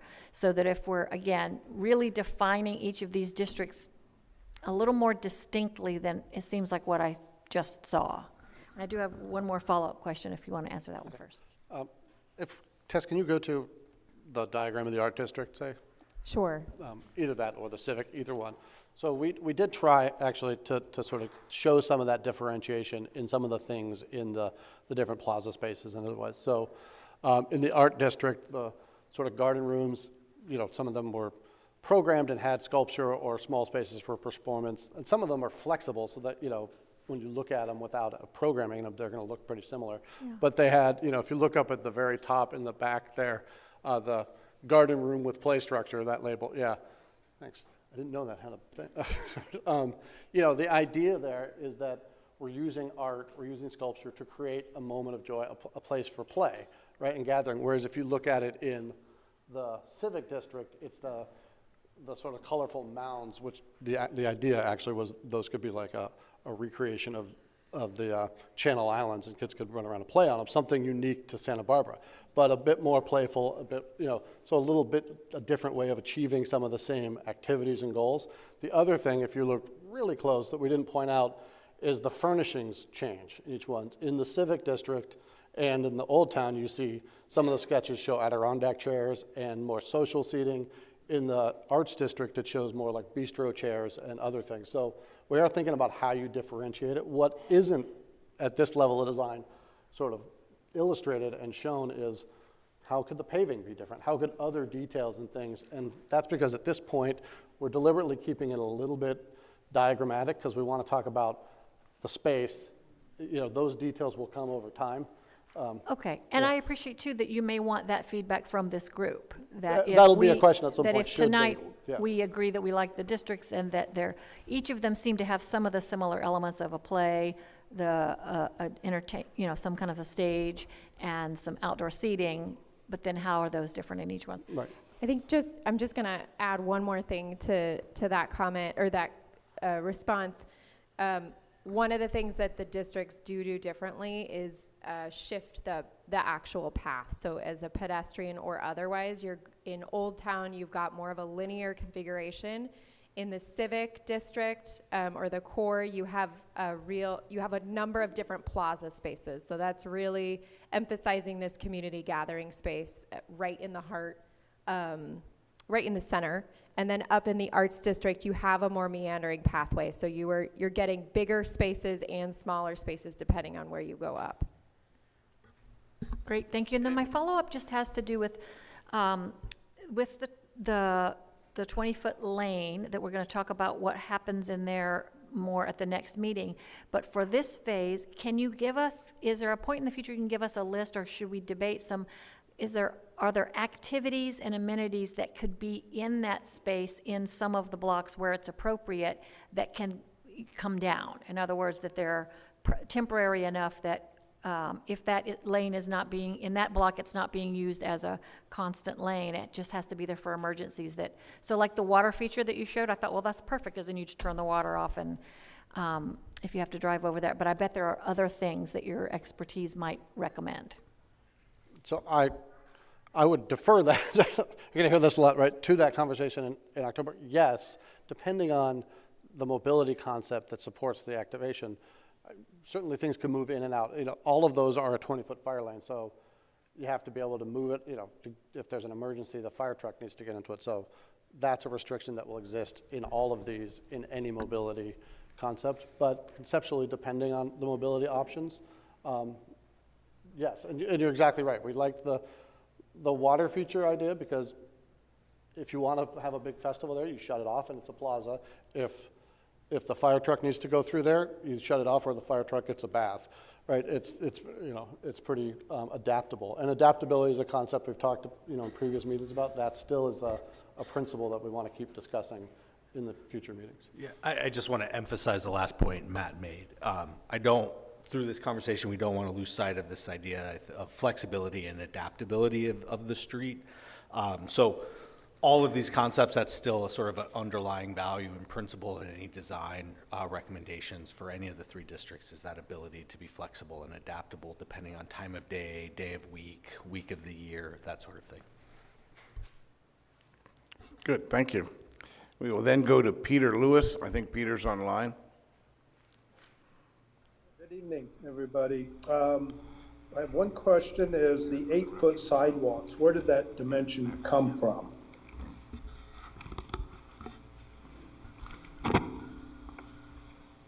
The question is, where did the 8-foot sidewalk? I believe it came from the landscape guidelines that are already published. That's Okay, right. We have guidelines on sidewalk widths. So there is a requirement for accessibility, and then and 8 feet is the standard in the city. The second question is the heritage trees. I assume the MIG is working off of existing surveys of all the street trees in the project area. And are the heritage trees depicted as the light green? Yes, they are. They're the sort of brighter green in this slide that's showing now on the far right.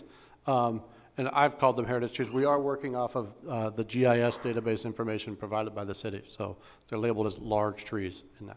And just, I'm going to have Jessica Grant come on up and just make, if there's any clarification for the question on the 8-foot pedestrian space. Thanks, Jessica. Yes,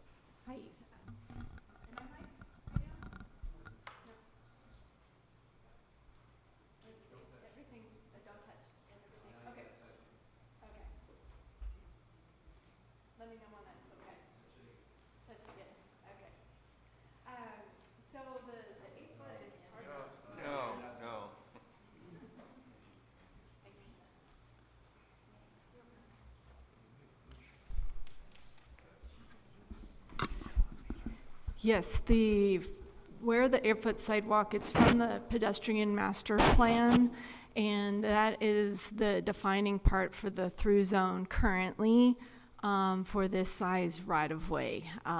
Besides the 8-foot, there's more in the sidewalk dimension, but that's what we consider the functional sidewalk as it's defined today. In the future meeting, when we dive into the transportation comments and issues, we'll be discussing what the various cross-sections mean.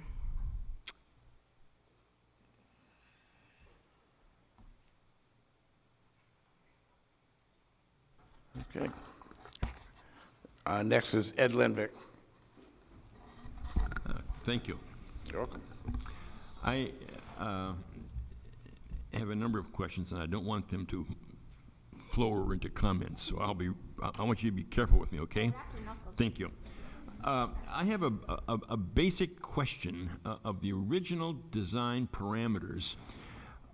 Why are we going to Sola Street, number one? And I was under the impression that the 400 block of State Street needed to be two-way traffic for fire safety, for life safety.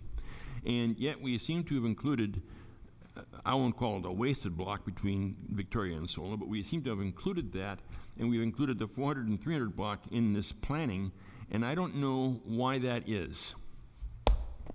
Sure, I can answer that comment. So when City Council decided to form the committee and to move forward with a State Street Master Plan, this was the configuration. So the idea was from the 101 undercrossing up to Sola Street. I think part of the recognition is that the 1300 block contains other historic structures, such as the Arlington Theater. And then going down to the 300 block, is currently really connects to the undercrossing project that's underway. So the emphasis that MIG and that the city is looking at is from the 400 up to the 1300, but recognizing that the 300 block needs to connect because we need to be getting people from the funk zone and the waterfront up and down.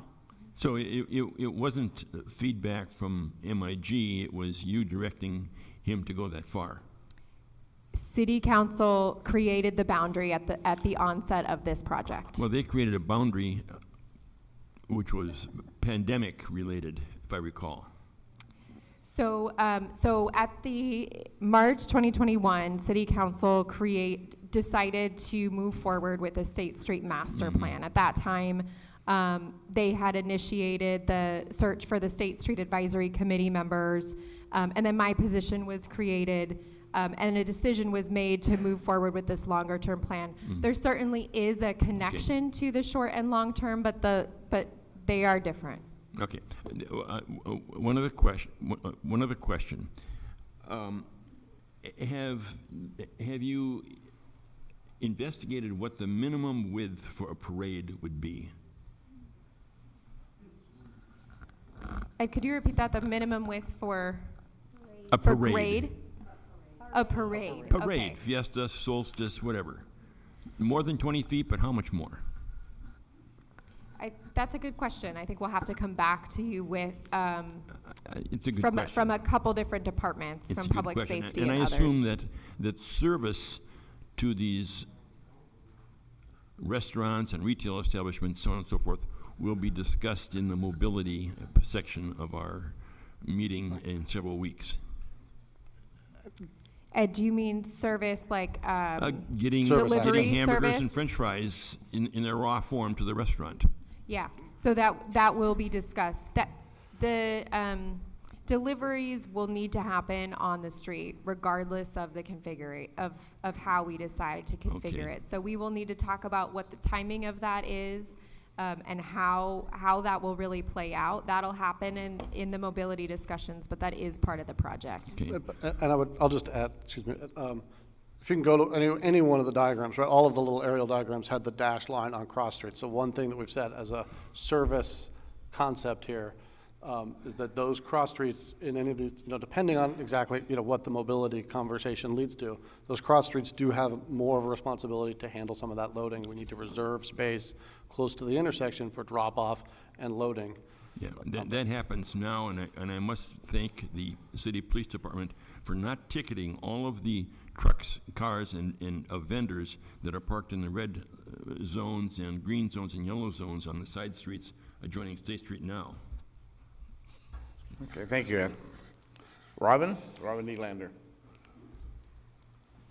Yes, I had a couple questions. In one of your slides, you shared that there was an outdoor seating area, and I wasn't sure if you were exploring the concept of shared outdoor dining with multiple businesses using that. So I wanted to see if you could address that.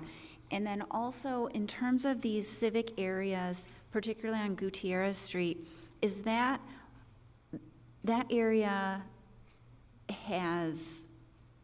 It looks like there's cars, but then it also looks like there's a plaza in the middle where there's cars. So I'm a little confused as if you can further share what is going on in that space there. So we could use this one or the diagram. So first, I feel like a broken record. We don't know if there's cars yet in there, right? We have the mobility corridor, but you're right. Some of those little red squares that say plaza sort of span over that corridor. So potentially, depending on the mobility concept, that would affect how that plaza is used. That's why we want to have an in-depth conversation over what is the role of that plaza, how does it relate to the activation, public life of the district, and what are the mobility options that are potential and the impact of those options. And that requires a pretty deep dive, and there's trade-offs and options that we'll talk about. So you're really getting to a good question for the next thing. How do those red squares work if we have cars in that space, or if we don't have cars in that space, or if we have bikes, right? That's the connection between the public life and the activation that we're trying to sort of communicate here, and the decisions we make in the future about the mobility concept, right? Your first question, I skipped over, I think, your first question. I apologize. Regarding shared outdoor dining. Oh, I can't talk anymore. Shared outdoor dining, yeah. So let's go to, can you go to the Arts District one? I think that shows it the best. So we are illustrating in here a few different versions of outdoor dining, and it's a good continuing sort of operational discussion. The tables on the edges in that 6-foot zone basically they're symbolized with the umbrellas. Those are meant to represent a restaurant patio that's serviced. Probably would have a fence, or some kind of containment, right, definition to it. It's controlled. The little group of tables that are in the plaza, for example, or those could occur in any of these garden rooms, and things could be shared outdoor dining for a restaurant.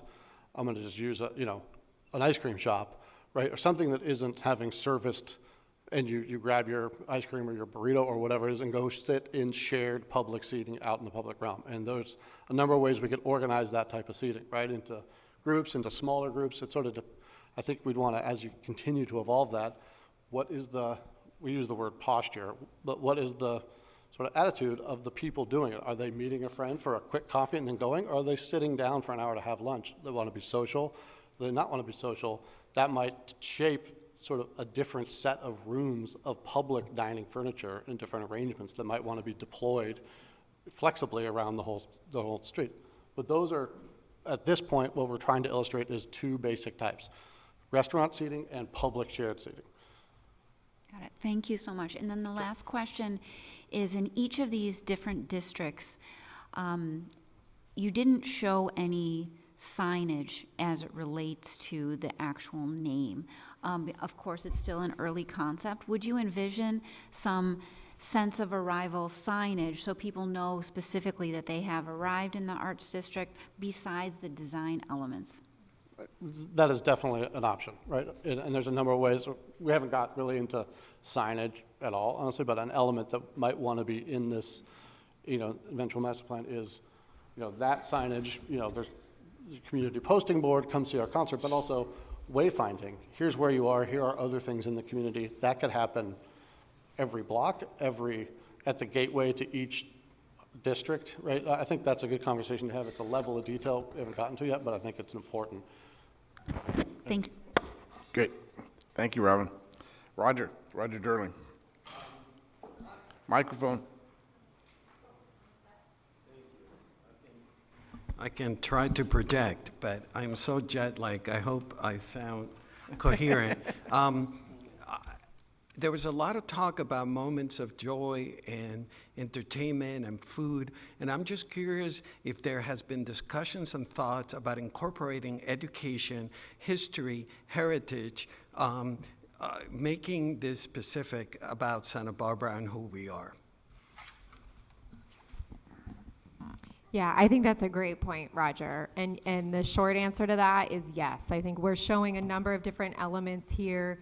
You could be walking down on State Street and be experiencing a historical walk where you've got different elements that are identifying different features of either the architecture or the buildings that are adjacent to it or otherwise. I think from the education standpoint, there could be performance spaces, there can be art spaces, you can pull out classes in the outdoor areas underneath some of the awnings that we've identified or in a more public plaza space. So the idea is those spaces are flexible enough so that, I'll take the arts district as an example, you could have an exhibition with a sculpture painter, you could have a kid's art class for a month showcase their art. You could have people out there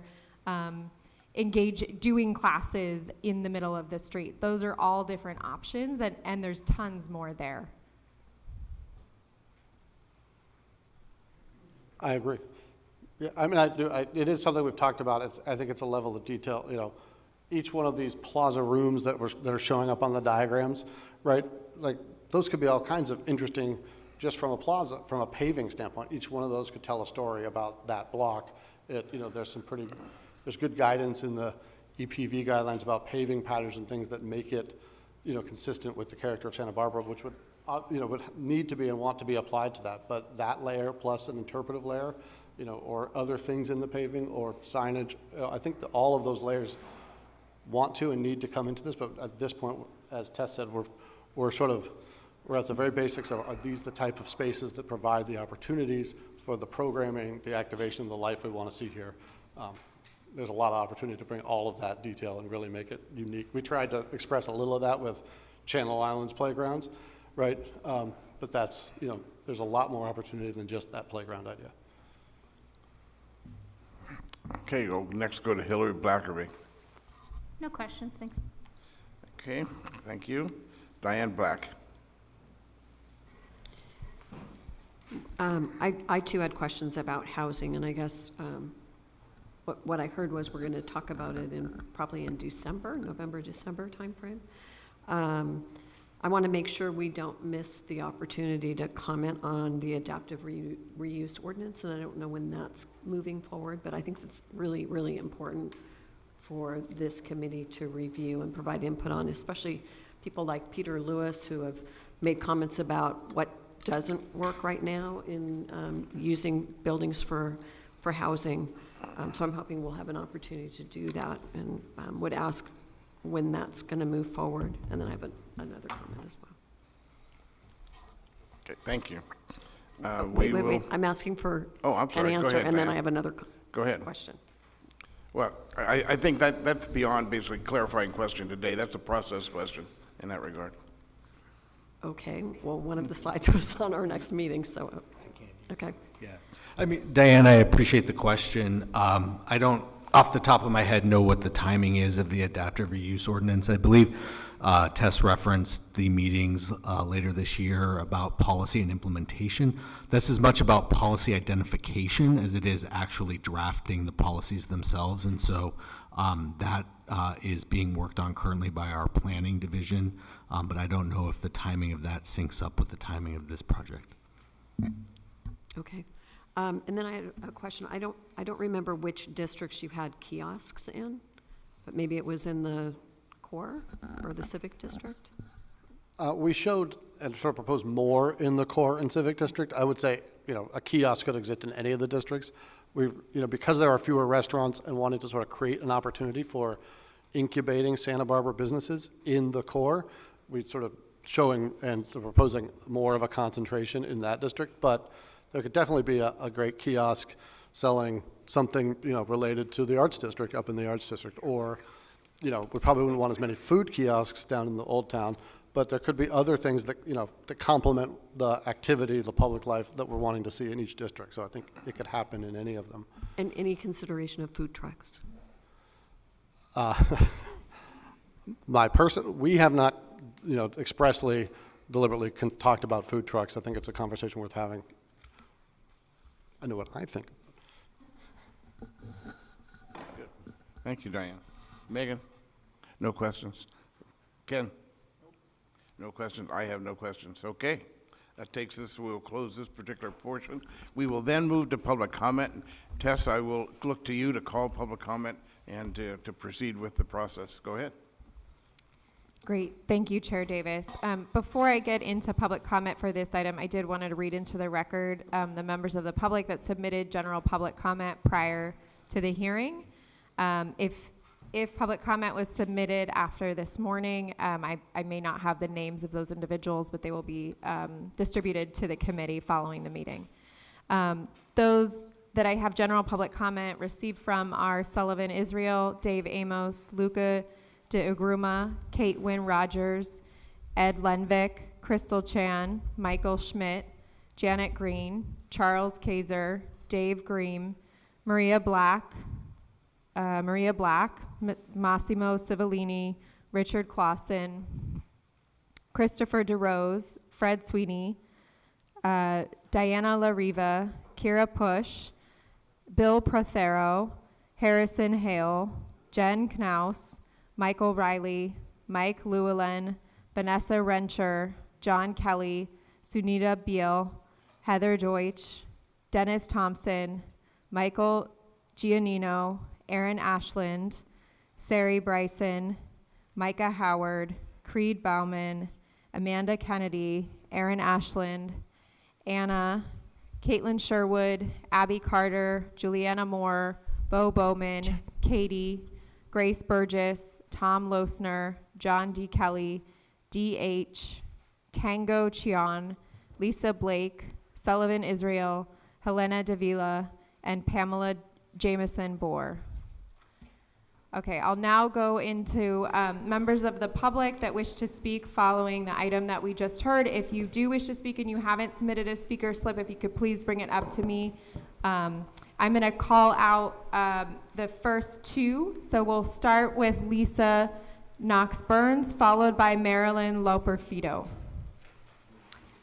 Hello all, I am Lisa Knox Burns. I spent most of my life on the corner of Anapamoo and Anacapa in offices, and I am kind of getting wistful when I see the people standing on the streets, and I'm wondering, where are all the people going to be? How did they get here? So now I know it's housing. We're going to build housing, and then they're going to have all these great amenities. So maybe we're a little cart before the horse here, and maybe I should be talking to the State Street Pilot Program people. But at this point, I'm thinking we can use what we have today to activate state. And Mr. Lenvik, I think we should bring back parades. We have 20 feet, we have some room. I think we can get a parade in there. We could get a Christmas parade. We could get a solstice parade. I think we could get a fiesta parade. I think we can get a protest, that we used to have at the courthouse and move them down to De La Guerra. Those were all celebratory things that unified the space. So when I think of the people standing and waving from the courthouse, or should I say the Museum of Art, as shown in the slides, I think of parades. So please bring them back. Thank you. Next, we have Marilyn Loper-Fido, followed by Robert Elsey.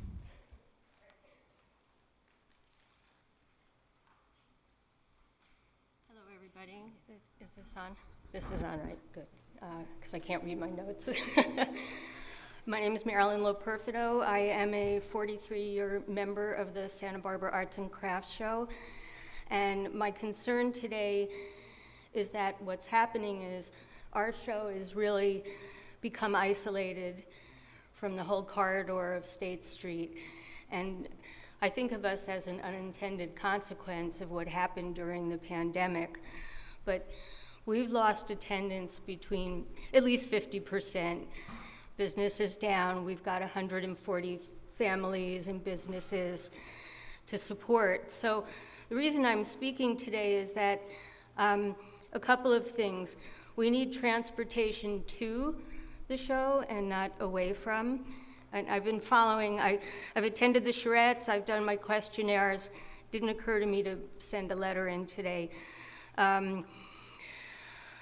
So I'm asking that we keep our show, even though we're not in the corridor, in the discussions and not just blend us into the funk zone. Because we actually don't have people even coming from the funk zone. It's so isolated now. So we need transportation, we need signage, we need some sort of involvement in the kiosks or whatever we design on State Streets to encourage people to come down to us, because now they no longer have a way to come down State Street and then come down to the beach. And you may just want to keep that discussion of the beach area in your discussions of the corridor and how you're going to unite those areas. So please keep us in the discussions. We really need a shuttle back. And then just as a citizen, I'm concerned, where is everyone going to park who's coming down, and where's the money coming from? So those are my questions. Thank you. Next, we have Robert Elsey, followed by Molly Pearson. Hello, my name is Robert Else. Elsey's close enough. I've lived here for 46 years. I love it here. The point I want to make is one that was pointed out to me by a friend of mine, that in front of the Granada, where during concert seasons, the symphony concerts and ballet and so on are heavily attended by seniors, people that move more slowly. I think being dropped off at the intersection is an impediment to that population. And you did mention drop-off, but then it looked like a plaza, and you mentioned plaza. So I just want to throw out that I think it's necessary, or conducive at least, to increasing attendance by seniors if they can get dropped off and picked up right in front of the Granada. I'm in favor of parades on State Street. I'm in favor of the shuttle on State Street. And I just want to draw your attention also to, quickly, to an article I read just this morning called "The Perils of State Street." And it's decrying the fast-moving wheeled vehicles and the collisions with pedestrians and exhorting the city to do something about it. Now, we all think bicycles and pedestrians in our present environment, but this article was dated May 1894. It's from the Santa Barbara Morning Press, and I have to thank Dave Davis for turning me on to this book about, it's a collection of Santa Barbara headlines from the newspapers, 1865 to 1960, something like that. It's a great book to give you perspective on wheeled vehicles and pedestrians and other things about our great city. Thanks. Next, we have Molly Pearson, followed by Chris Benedict. Yeah, thanks. I'm Molly Pearson, a resident, and I guess I just want to thank you for finally bringing that mobility discussion. I've been ringing that bell for many, many months. I've been participating and asking, where's transportation staff? Why aren't we hearing from them? So thank you for doing that. I think I've heard some comments about it's not necessarily a 10-block pedestrian promenade, but yet the staff report calls it a grand paseo and a promenade, and it almost sounds like we're not considering this is a vital transportation corridor for bicycles. If we're not committing to bicycles on State Street, are we going to make them safe on some other street? Because we not only ride down State Street, we spend money on State Street, we go to restaurants, we go to work, we go to fitness things, we go down to the beach, and how are we going to safely travel through town if it's not going to be on State Street? So thank you very much for that. A couple other things.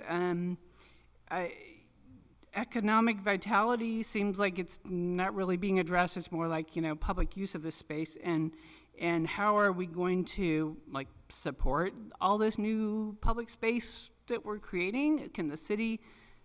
Can we really support all the businesses we already have that offer these things, as well as creating all this new public space? It's pipe dreams right now. I'm a pragmatist. The other thing I saw mentioned in the staff report is a large-scale community event space in the Civic Center. I haven't seen any discussion on that. Is that really needed? Who's the project proponent for that? Who's going to manage it? Where's the infrastructure for that? So I think that needs to be clarified a little more. So I think I'm almost in my 2 minutes. Thank you. Thank you. We have Chris Benedict, followed by Richard Yates.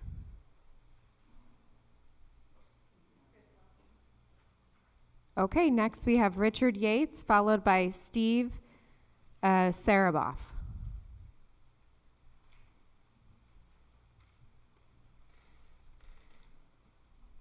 Hello, everybody. Richard Yates from Opal Restaurant and Bar. I have nothing controversial to say today.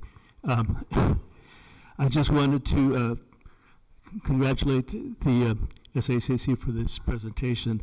And I want to point out something that you may not be aware of. Both the city and the advisory committee, I think, are aware that a number of us in our area, in the Arts District, banded together a year and a half ago to create an official organization, the Arts District of Santa Barbara, which more or less corresponds to the district that you've outlined here. And I want to bring attention to the public that this exists, and our goal is to promote all the businesses and organizations in our area. And also to mention that the idea of neighborhoods, I think, is key to revitalizing State Street. The Funk Zone kind of led the way for all of us to know what that could create. And in our area, we also have the Arts District, which was an already existing area with existing values.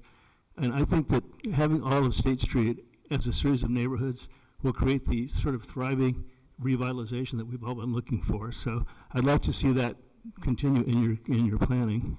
The one thing I would mention about the boundaries is I didn't see on the maps the side streets. I think one block east and west in the Arts District, where there's a lot of other businesses and art galleries that could be part of it, I think that should somehow be included in this as well. And with that, I will just say that we really look forward to working with the SAAC to accomplish the same goals, to promote and help the town to become more of what it can be as we create this new vision for State Street. Thanks very much. Thank you. We next have Steve Saraboff, followed by Valerie Green. Steve? Okay. So we'll move forward to Valerie Green, followed by Melville Sehun. Hi, I just wanted to clarify a couple of things, and I understand the mobility isn't being really talked about yet, so maybe that's why we didn't see any bikes in hardly any of the slides. But I really feel it's necessary as a form of public transportation now with all the e-bikes that we have a safe way for them to be implemented into the plan. And also, I was just concerned about the look of everything, and I know it's very preliminary, but all the straight lines, it just looked very Thousand Oaks. I hope we can incorporate Santa Barbara style. We have an opportunity like we did after the earthquake, where we can just come in and make something really beautiful that reflects our city. So please keep that in mind too. Thanks. Thank you. We have Melville Sehun, followed by Michael Charlesberg. Good afternoon. I like the idea of really considering the promenade in terms of 3 separate districts, each with their own character, and I think this is great progress from what I saw at the May meeting, so well done on that. I would suggest that in implementing them, that we probably do not want to try to implement all 3 districts simultaneously. That gives us a better opportunity to learn as we go. The other thing that concerns me a little bit are the proposals for using parking lot space as sites for housing, because I think if these promenade districts are successful, they're going to bring people downtown, and the majority of those people are going to come with cars, and they will need parking within convenient distances from the promenades. So I think that to any proposal that would reduce the amount of parking available in downtown might be self-defeating. Thank you. Thank you. Next up, we have Mike Charlesberg, followed by Ian Bauke. Apologies if I mispronounced. The name's Schaumburg. Easy. Good afternoon. I really, really like the idea that the parklets are moving in towards the buildings and away from the street. I hope that the restaurateurs are saving their money so that they can remodel, because it's going to cost them a lot of money to do that, but I think it really, really adds to the city. Second thing, the offset streets, the meandering, I think it's called. In New Zealand, there's a town, if you want to write it down, Napier. It's about the same size as Santa Barbara. It already has these meandering streets, and it's lovely. It breaks up that linear look, and it can allow for buildings that are a little offset here and there, where you can put something over here and nothing over here. The street goes that way. It's very delightful. It's called Emerson Street, by the way. You can Google it, and it's a great street. You can look on Google Maps. It's fabulous. Already done, guys. You don't have to invent it. I also appreciate the fact that in all of these drawings, I did not see one bicycle. Thank you for your time. Next up, we have Ian Bauke, followed by Ann Peterson.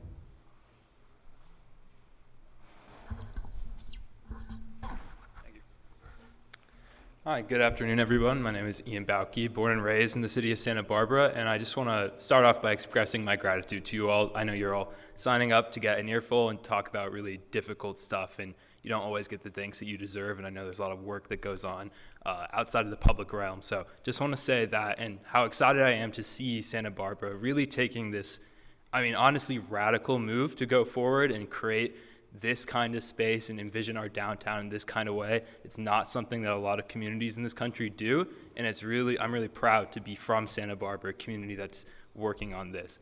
Part of that, though, I think that's really important to emphasize is not just creating a downtown mall for consumers, but really a downtown neighborhood, like folks were saying, for residents, for people to go, and not necessarily just spend money and patronize businesses. I love doing that myself, but going beyond that and placemaking for human-scaled experiences.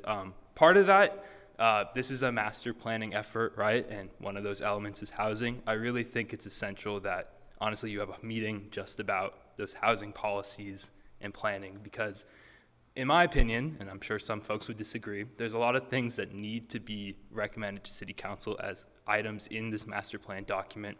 The densities do need to increase. In my opinion, the inclusionary housing requirements also need to increase along with that to get that value capture, so you're not just handing extra land value to property owners and developers, but making sure that downtown can be a neighborhood for all folks to live in, not just the wealthiest, because that would be what it would be if it's all market rate. But we really do need to go beyond 5% square footage for housing, closer to 50%. I have a lot more that I'd like to say that I certainly don't have time to, but I think, we should celebrate what we're trying to do here. In my opinion, I'm only 24, but maybe I missed the golden age of State Street, but I think right now what we have is better than it's ever been and better than honestly any street I've seen in the United States. So let's learn from that success, and I'll thank you for your efforts here, and thank you for listening. Thank you. Next, we have Ann Peterson.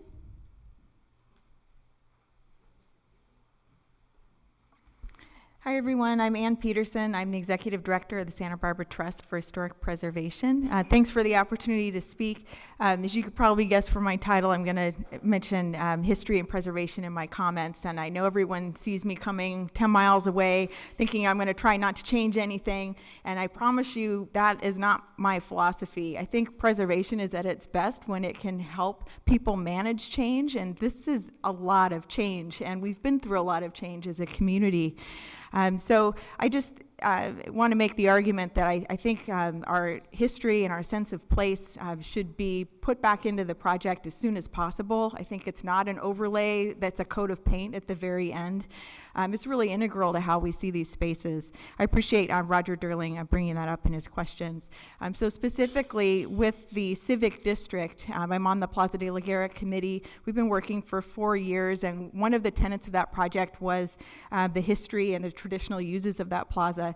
And we've worked hard to maintain that continuity. So having places for public speech in the plaza is something that's a big priority. You know, Kristen tried not to mention the water feature. I'm going to try not to mention it either, but something that, you know, was considered for good reason in that space. So when we're thinking of a civic district, let's not replicate the same uses that have provided tradition and continuity in the plaza, create new ones. So what could be new civic uses? Maybe a visitor center kiosk, or food kiosks, or dog adoptions, or nonprofit showcase, some other civic uses. In Old Town, the Old Town Entertainment District dichotomy, but same place, is confusing to me. Old Town has its own really vibrant history. When we call it Old Town, that was the space before the earthquake that had diverse businesses, Chinese, Japanese, Mexican grocers, Jewish businesses, Eastern European immigrant businesses, all in the same place, sharing the space together. It has its own qualities.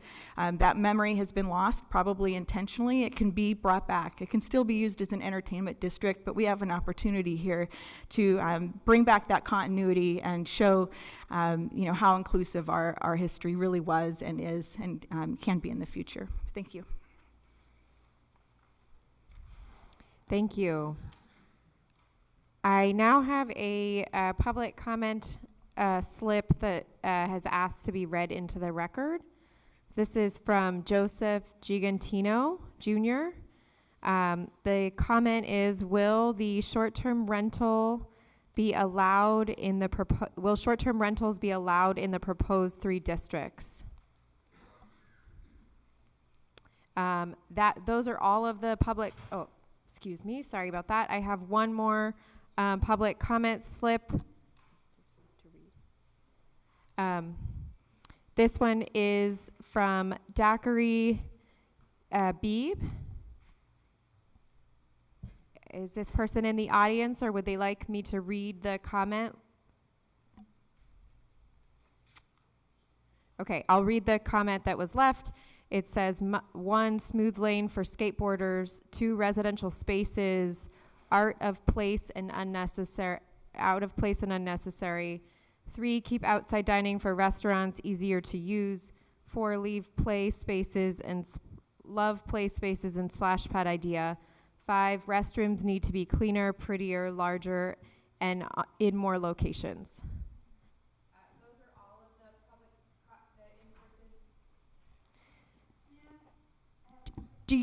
Do you have a public comment you'd like to make? Sure. Come on up to the podium, and then I'll ask that you fill out a speaker slip after that. I didn't know those were being signed. Anyway, no problem. My name is Edie Caldwell. I've lived here for 12 years. Before that, though, I lived in Santa Barbara. I've got 2 children, and we used to come down here every spring break. So there's a little detail that keeps showing up on these screens, and it's of the child with the flat water detail that comes up out of the sidewalk and splashes. Every time I see it, all I think of is, yes, all the children are going to want to do that, and then all the mothers are going to have to take them home to put them in dry clothes so that they can spend the rest of the day. So please keep that in mind and don't do it.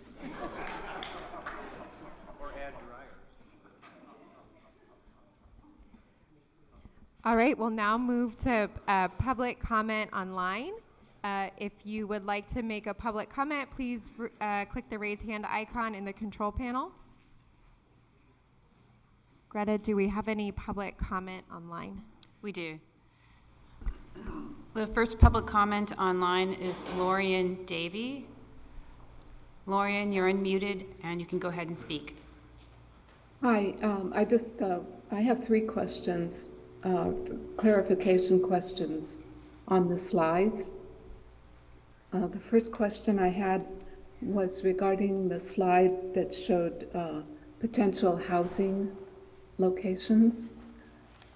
If you wanted to put that up, I was wondering about the little dots, the little magenta dots and the blue dots that indicated possible available for housing and pending housing. And I was wondering what made those available. Is it because they're owned by the city? My second question is, are we aiming for shade trees all along the whole 11 blocks to kind of duplicate what's going on now in the Old Town area, which is so delightful because of those shade trees? Or is it going to be more sunny in the rest of the areas? And my third question is, there have been several references to the term adaptive reuse. And I'm not in the in-crowd, I guess. I don't quite know what that means. I wonder if somebody could define that for me. Thank you.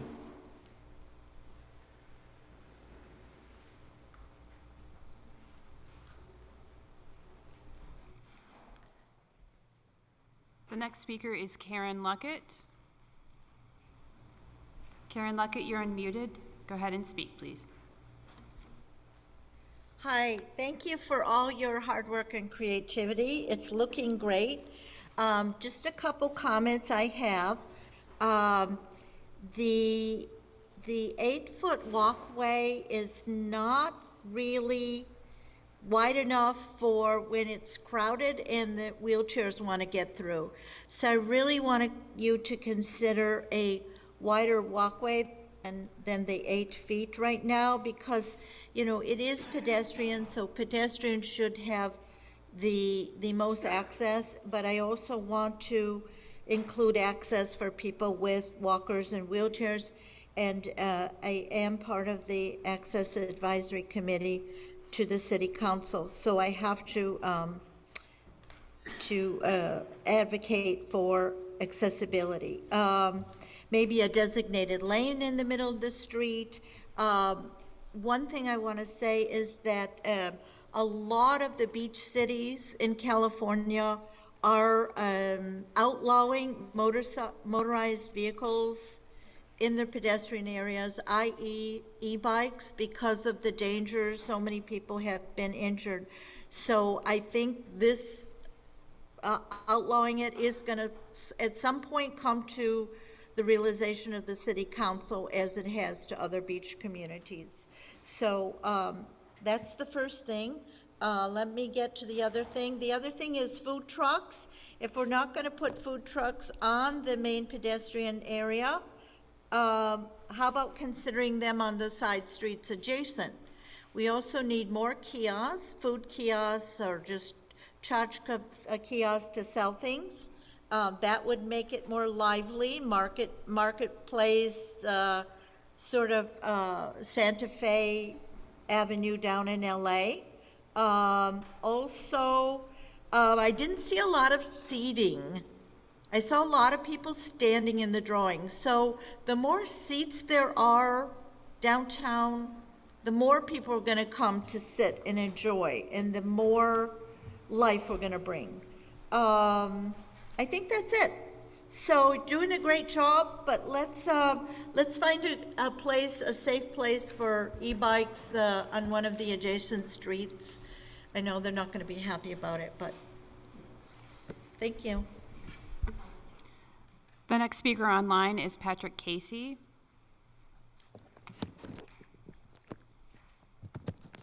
Patrick Hi. Casey, go ahead. Hi, and thank you for taking the time to let us speak on this topic.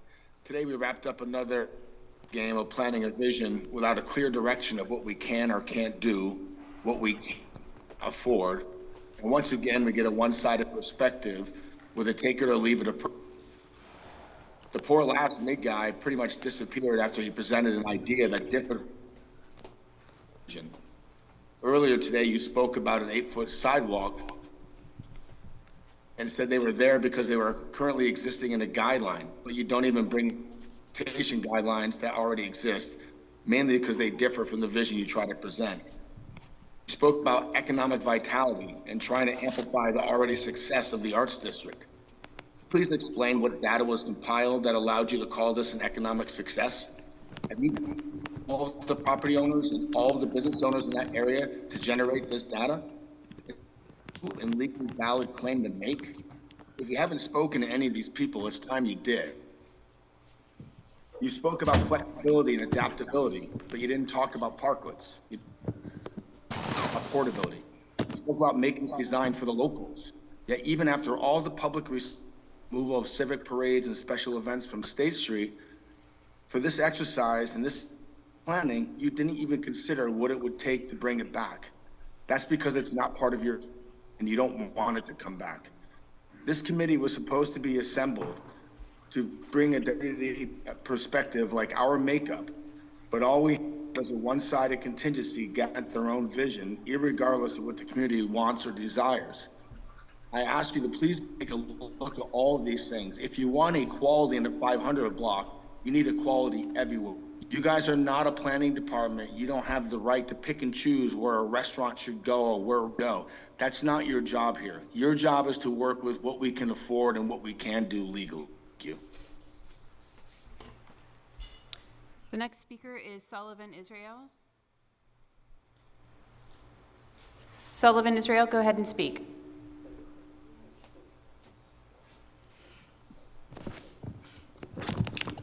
Can you hear me? We can hear you. Excellent. Hi, I would like to echo the sentiments expressed by a gentleman earlier. This is so exciting, and this is really such a great opportunity to do something incredible in our city. And you guys on the committee, you are on the forefront of this super exciting and novel movement, basically, to transform the downtown. So whatever we do, I'm sure you guys are going to make sure that it's great. And I love all the consideration that's being put in the drawings presented today. We sent in, I am the leader of a local group called Strongtown Santa Barbara. We focus on urban planning advocacy. We sent in a very long public comment letter. Somehow it got copied in there twice. It's the second one, that's the up-to-date one. One of the most important things in there is a bike study that we did. I know that today is not about mobility, but we did just do the study, so I'm bringing it up. We decided to answer some of the questions that you members of the committee had during the last meeting. So a bunch of people volunteered their time. They went out on 3 different days for many hours, and we counted bikes and surveyed cyclists. We surveyed over 151, asked them if they were spending money, asked them their age, asked them where they were from. And we found some very interesting results that I think everyone on the committee should look at. I published the results in an article in the Montecito Journal last month, and that article is linked in the public comment letter. I'll also be sending in a full report. I've met with some of you, I've heard your concerns, and so we've worked that into the public comment letter too. If any of you on the committee would like to meet with me or any members of Strongtowns, please reach out. We have a website, and the main Strongtowns national website has fantastic urban planning articles, and I encourage all of you to immerse yourself in the world of online urban planning. There's tons of it. I would also say one of the best things an urban designer can do, and you guys basically are urban designers now, is to visit the street, go grab a drink, go to Wild Works or Night Lizard, go grab a taco at Santa Barbara Taco, or just go and sit on the Adirondack chairs and just look around, see how many kids you see where people are bumping into each other, see how many people bike by and what they're doing. And then maybe take some notes. Those are my thoughts for today, and I hope to hear from some of you soon. Thank you. The last raised hand is Lee Heller. Lee Heller, go ahead and speak. Thank you so much. I want to also begin and thank this committee for the incredibly hard work you've been doing and the challenge you are facing. And to echo some of Ian Baukie's and Ann Peterson's remarks, certainly Inclusionary housing is going to make a huge difference, as well as defining the character of these neighborhoods that we're trying to develop. We're a very small city to develop districts, but it's a promising approach to create character in different areas of State Street so that there isn't the uniformity that creates a kind of monotony that some people are concerned about. I think a lot of people are struggling with the fact that you're not covering everything today, and it's not possible to do that. We can't talk about mobility, housing, and everything else in one meeting, or we'd be here for 3 days straight. So I hope people can be patient with the process as different issues get explored. But I mostly want to say I appreciate and support this effort to respond to the community's desire to have a pedestrian-focused downtown with character that really brings civic engagement and community presence. Thank you so much.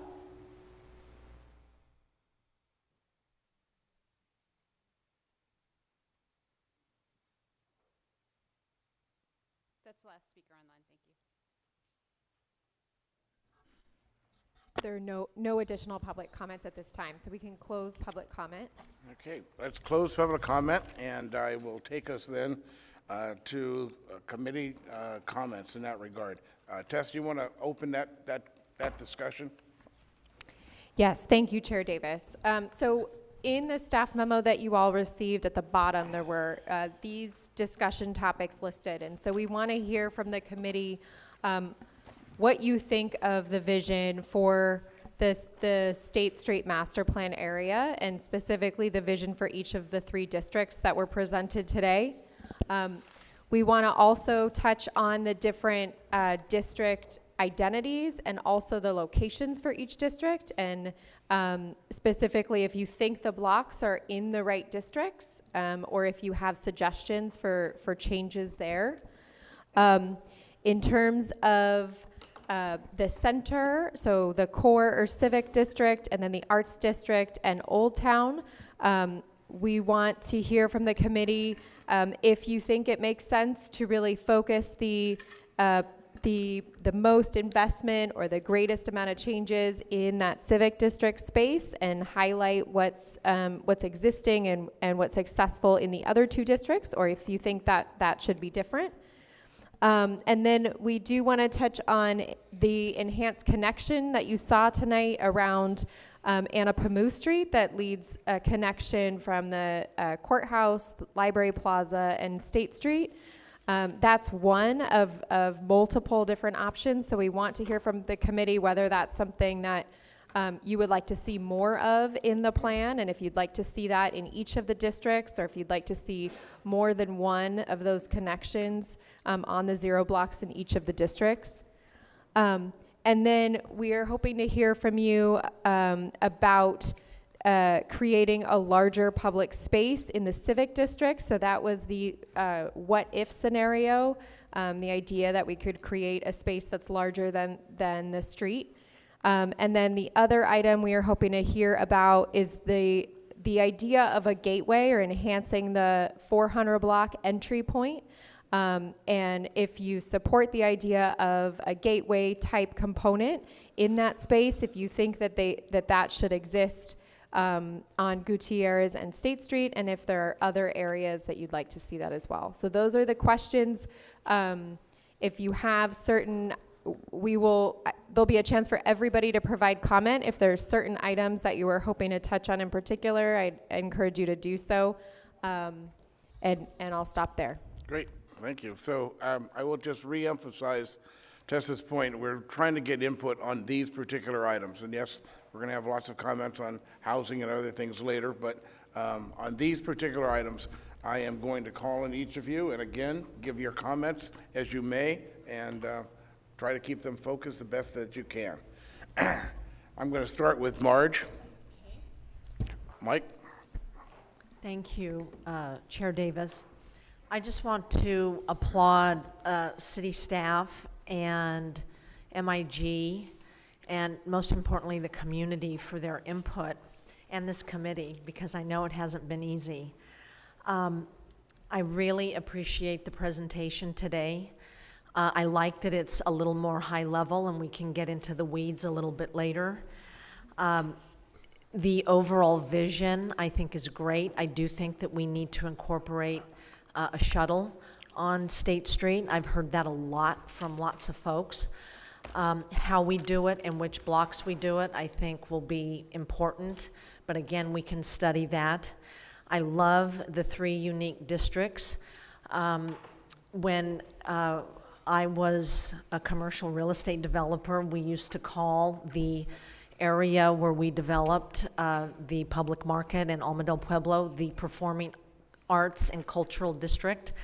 That's how we refer to it, and I'm really proud of the community of businesses that have come together to really create the Arts District. I think that's been very, very important for those folks in that area, those businesses.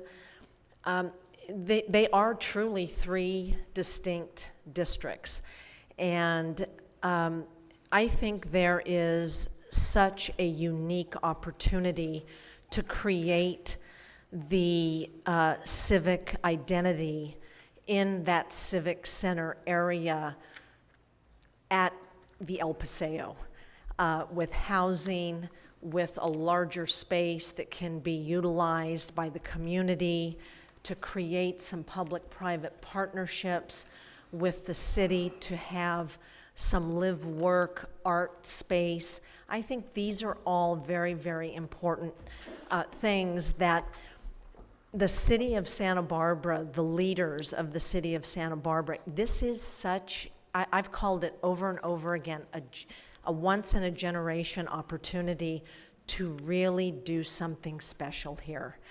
And so I really hope that we have the leadership to do that.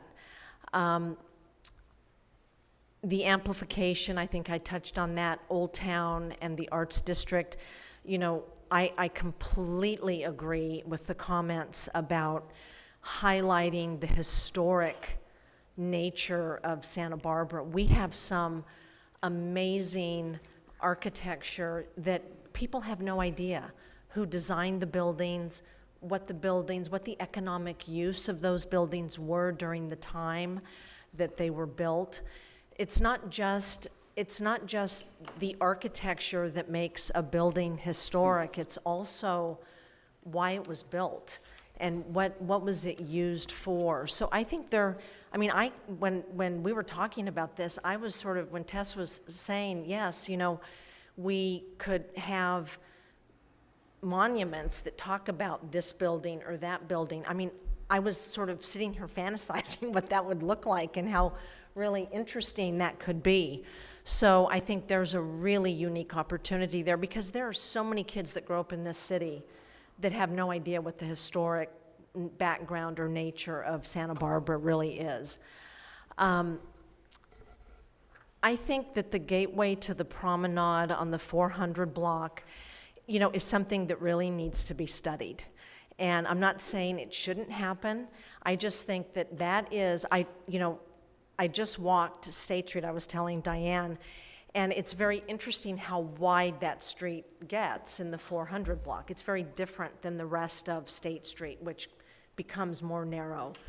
And I don't know what the width is, but I think that we do need to study that so that it isn't something that we wanted to do and didn't do it well. And so if we do it, I think there's going to be some real landscape opportunities that need to happen in order to really make that special. I think it's very important that at each district, if you will, the Old Town, the core, or the core district and the Arts District, there should be prominent wayfinding for the businesses that are on that block so that people know. I will tell you that, you know, it takes a lot of time, energy, and money to draw people to the Arts District. Locals go to the Arts District, but tourists don't get that far up. And I think that having appropriate wayfinding so that, wow, here I am in Old Town, what's in Old Town? You know, and you can see what's there. And you get to the Civic Center area and, oh wow, look, there's this shop or that shop. And then I'll just end with housing. because the success of any city, of any downtown, is having eyes on the street. And if we, and we must, as a community, and I'm gonna say this, I'm gonna underscore it, we must, as a community, create opportunities for affordability. Many of you don't know this, but in the last 9 months, I have become the Chief Real Estate Officer of Dignity Moves. And I know firsthand what happens when we lock people out of housing. And we can no longer do it in Santa Barbara. We have got to make it a priority first and foremost. And so I urge, again, the leadership of this city to look at this not by putting 10% or 15% affordability into a project. We have empty parking garages that we could build on top of with public-private partnerships. There's excess land in this city. We could incentivize private property owners. We have got to engage in public-private partnerships to create affordability so young people, like the young man that spoke earlier, can stay in this city. So, Councilmember Jordan, so your kids can stay in this city so that we can have a diverse, dynamic community. And the only way we're going to do it is by creating affordability. So thank you. Thank you, Marge. Diane? Well, that's a hard act to follow. So I'll start with housing and say, yes, I absolutely, positively agree, and I think we need to spend some time talking about it. But I'm going to talk about the issues that are before us today. I think the vision for the overall State Street Promenade was great. This was a much, I think it helped that we didn't interrupt the presentation. It was much easier to absorb that way. But I really liked the concepts and ideas that MIG presented, and I really appreciate them listening, I think, to individual members of the community and members of this advisory council. I really like the districts.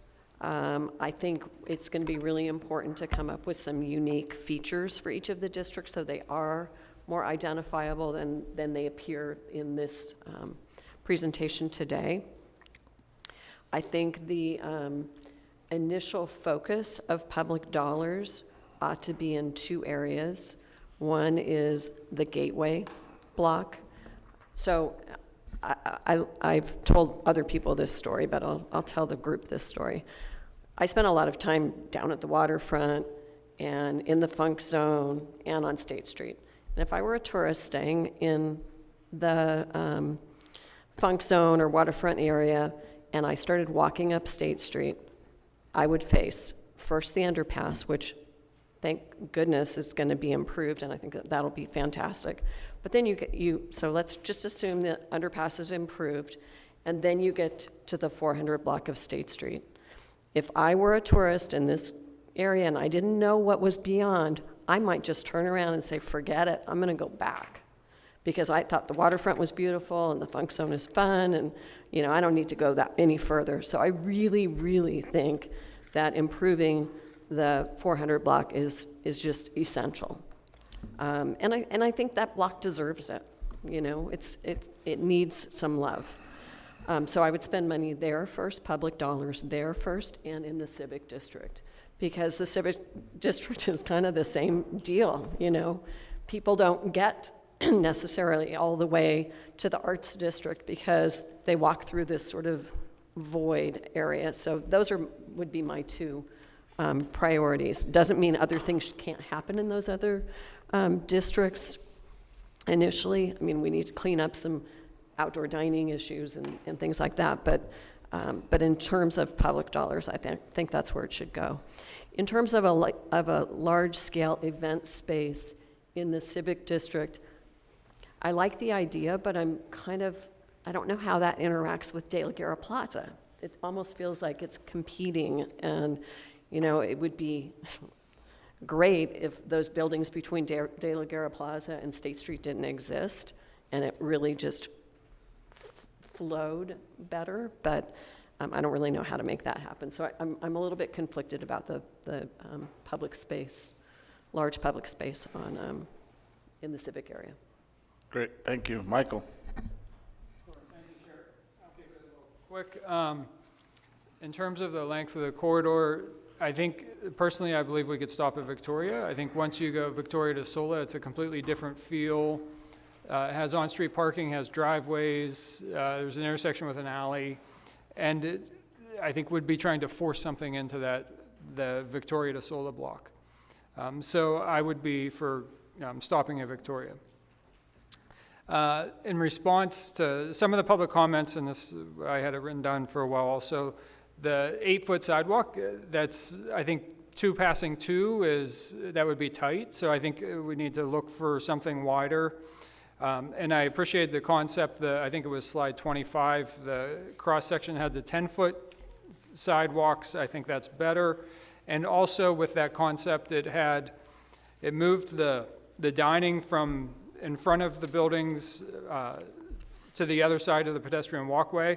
I'm supportive of that because we can't assume that every building is going to be a restaurant forever, or some buildings won't become restaurants, and you'll end up with a situation where you have empty patios or restaurants without patios.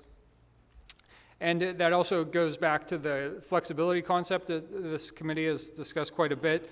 If it were on the street side of the pedestrian walkway, if the restaurant did not want to lease that space from the city, or whatever the arrangement is, the city could come in and do the play structure there, or something where it gives you options rather than having empty space. This may seem petty, but on your slide for the play area, it showed a grassy grass, which just with my experience, I imagine that you would have a bunch of kids rolling around and a bunch of dogs using it as a bathroom. So those two probably don't go together, but that does also beg the question, if housing is part of it, and Californians love their dogs, you do probably need a little grassy area here and there, or some kind of earth end for the dogs to take care of themselves. And then just a general comment, I think kind of my opinion is the concepts look too busy, that there is going to be Tuesday afternoon in February and Saturday afternoon in August, and they're completely different demands, and it's going to have to work for both. And the Tuesday afternoon in February, I just was thinking it's like Chevy Chase walking around Wally Road when it's closed. It needs to work for when it's busy and when it's not busy. Yes, I'm in support of some type of gateway, and it should be looked at further, and I 100% agree with Diane on De La Guerra Plaza. Thank you so much, Michael. I'm going to just go down the line here. Ed, you're next. Thank you. I'm going to kind of follow up on my question of why Sola Street and why the 400 block. I look at the three districts, and there's really no definition of place in core. There isn't even maybe a good definition of place in Civic Center. Whereas, the Arts District and Old Town define themselves. And I'm wondering if we shouldn't maybe explore having 2 districts. The Old Town that maybe would run up a little further, maybe as far as, I don't know, Cannon Perdido, maybe, and the Arts District that would go from Victoria down to Cannon Perdido. I think there's a real good opportunity to increase the viability and the vibrancy of the Arts District. You don't have to do a lot to increase the vibrancy of the Old Town District to amplify it. But I don't know that the core really is something which is defined or definable. So I would say maybe you have 2 districts and not 3. And it might be easier to phase 2 districts as opposed to 3, but I think it would be something that should be explored. But I agree. I think Sola Street's going too far. I'm not going to comment on the balance here, although I have a tendency to offend people or groups. And I was down at Ventura Main Street Mall this weekend, and I was also down there 4 or 5 days earlier during midweek. And it's no different than our downtown, our State Street, in that midweek there's nothing going on, and on the weekend a lot more activity. The problem I see, and we've got to be careful about it from the standpoint of what goes into the shops, is that it appeared that the 3 or 4 blocks that I walked on in Ventura, predominantly antique stores and their derivatives, and used clothing stores and their derivatives. And those aren't the things that are going to attract citizens, our own people downtown, and tourists necessarily, so on and so forth. So I think we've got to be real careful about how we formulate and amplify these districts, the Arts District and the Old Town District. Real careful, and I think Ventura's got a lot going for it, but I just want to make sure that we do something different. Go ahead, Hillary. Thank you. First of all, I want to say to staff, really appreciate getting all this in advance, the staff report and this. It helped process it beforehand, which I think I'm used to as having been on city committees before, to get my mind right, to know what questions I want to ask or things like that, and to the chair for structuring the meeting with the presentation, question, public comment, and committee comments. I think it's been a nice, peaceful meeting so far. I promise not to disrupt that now. And I appreciate how it's been laid out. I do like the districts. I think they make sense. I think that the Arts District and Old Town are sort of predefined and make sense. And we as a community get to define the middle piece and the Civic Center piece. And we have so many important institutions in that middle, and several of which are going to be improved sort of alongside of this or before this.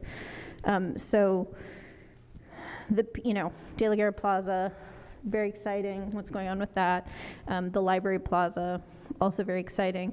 And that's going to, I think, be a catalyst in a big way. Those things together will be a big catalyst for bringing people to a space and investment in the space that will then spill over into this. As far as the large community space in the Civic Center zone or district, maybe, but again, is it just a copy of De La Guerra Plaza, or is it something different?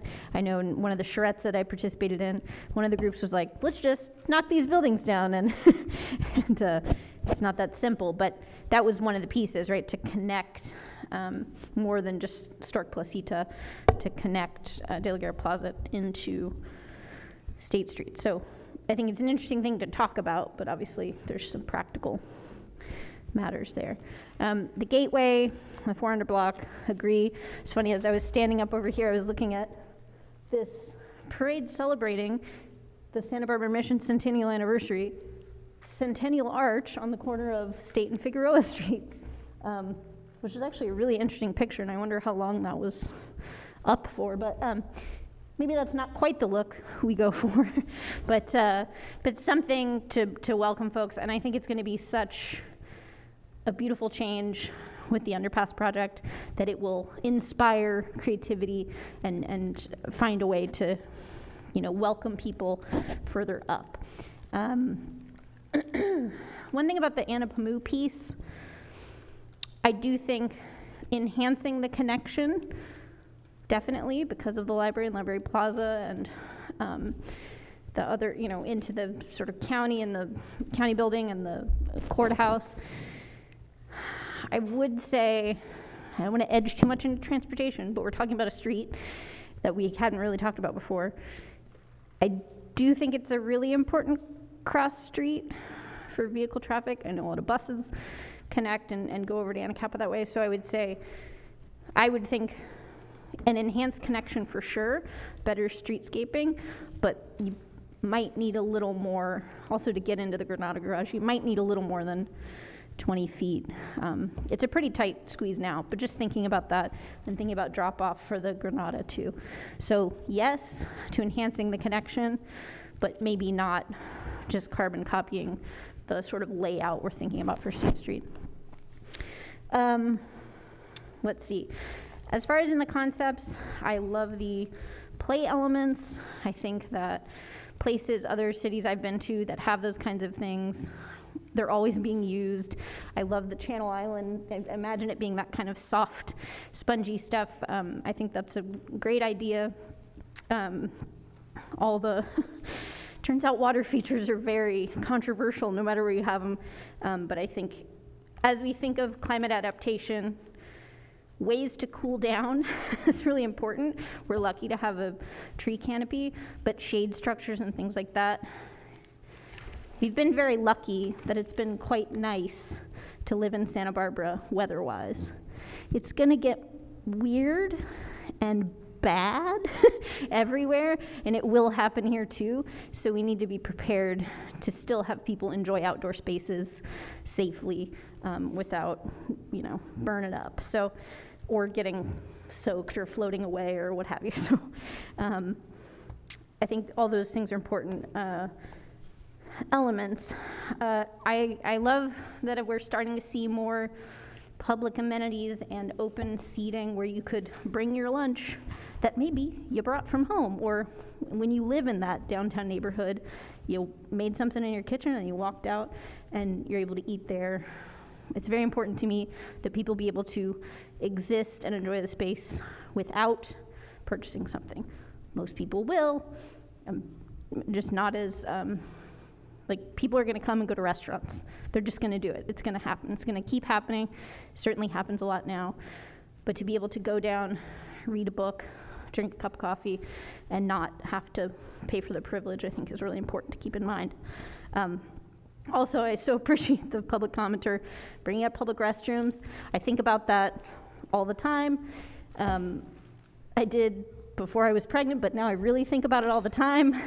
The fact that we have one public restroom downtown is sort of wild and unacceptable. And so starting to incorporate, we're not gonna have a whole meeting on public restrooms, right? We could, but we probably aren't. I just wanna make sure that we keep thinking about how that's gonna work, because I think it's an important public health item. History, I so appreciate what Dr. Peterson said about it can help us through with change, because there's so much history in Santa Barbara that is not, no offense, Ed, red tile roofs and the Spanish colonial revival. Like, there's so much, and a lot of that, as Ann said, has been erased perhaps on purpose throughout our history, right? And so all of those different pieces could be incorporated in design, there could be interpretive signage. I think that should be throughout the downtown. And yeah, I think there are a lot of great opportunities there. One more thing. So with regards to the vision for the overall State Street Promenade, so as I was reading the staff report before the meeting, there are a couple things that popped out to me as part of the vision for the State Street Promenade / Grand Paseo. And since we do mention visions here and there and they get repeated and we've sort of stamped them throughout the process, I do actually think it's important, like what's written here, because if we sort of agree on this, we're gonna see it over and over. So there were just a couple of things that jumped out at me that I thought might be important to address or to possibly change. The first thing that popped out to me is, it is the healthiest, most thriving part of Santa Barbara.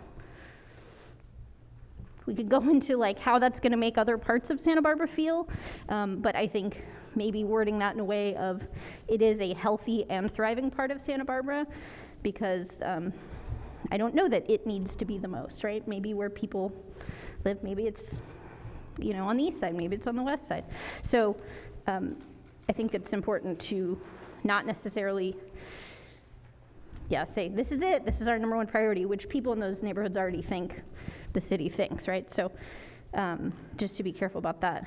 And then the accessible to all types of people, families, generations, income levels, abilities, and diversities. The diversities thing, I don't know what that means. All types of diversities. It kind of just seems like we threw a buzzword in there. So if it can either better be defined or not, I think we address diversity in other places. And then the last piece is when it has, it reflects, a lot of these, you know, these are separated by semicolons. It says our history, the Chumash and other indigenous people, the diversity of our community, and is welcoming to them all.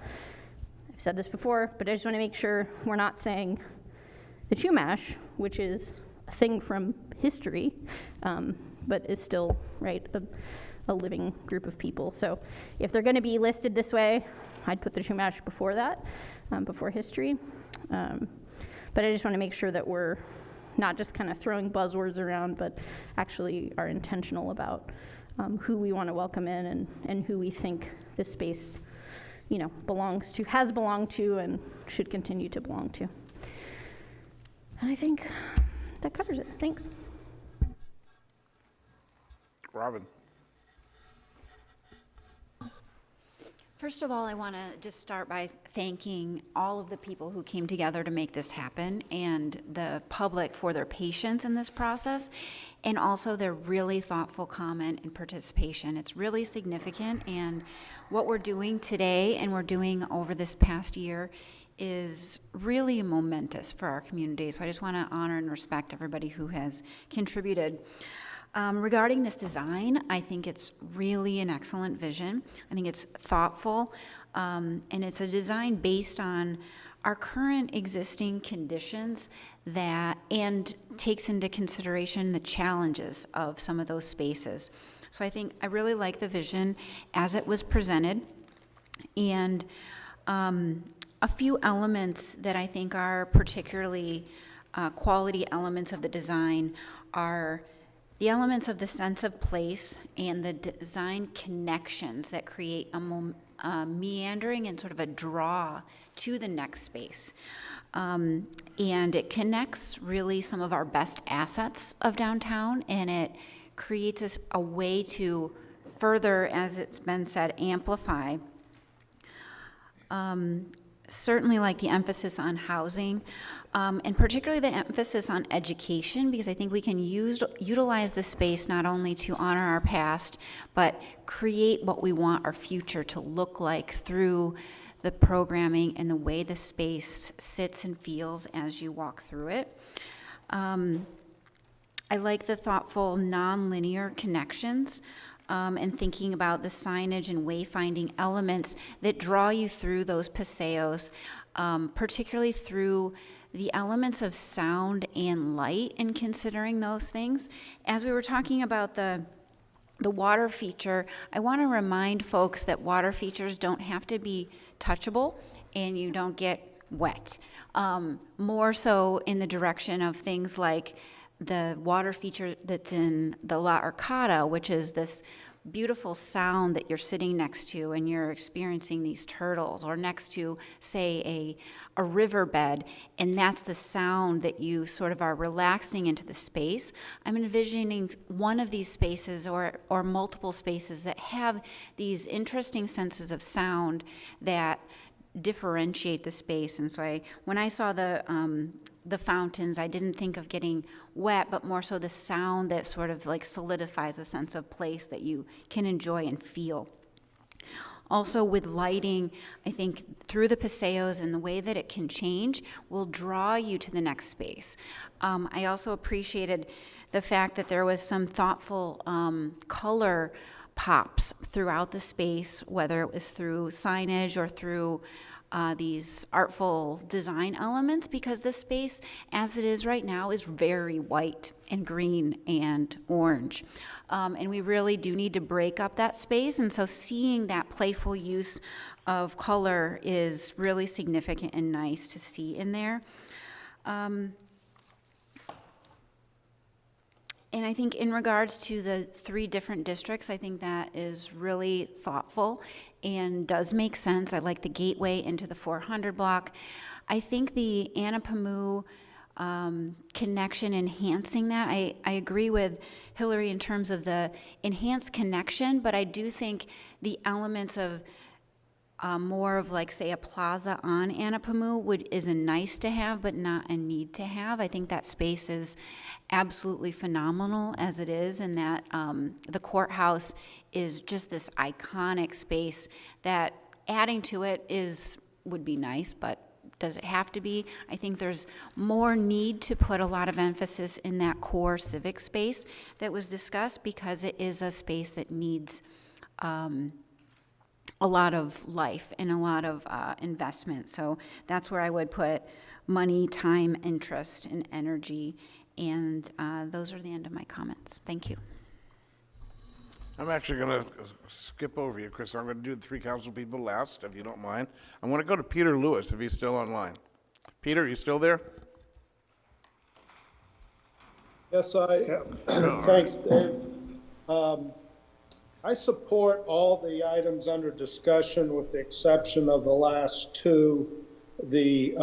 I don't think we need to create a large-scale community event space in the Civic Center. I think, as people have pointed out, the De La Guerra Plaza would be an appropriate place for that. So I think that committee's working on that. I think they're finding solutions, and they need to incorporate that requirement. I also kind of agree with Robin on the Anapamu question. To me, there's been so much significant investment up there that the Library Plaza is going to naturally organically allow people to make that connection back to State Street. I don't think that's a priority. I think the first ones are the priority.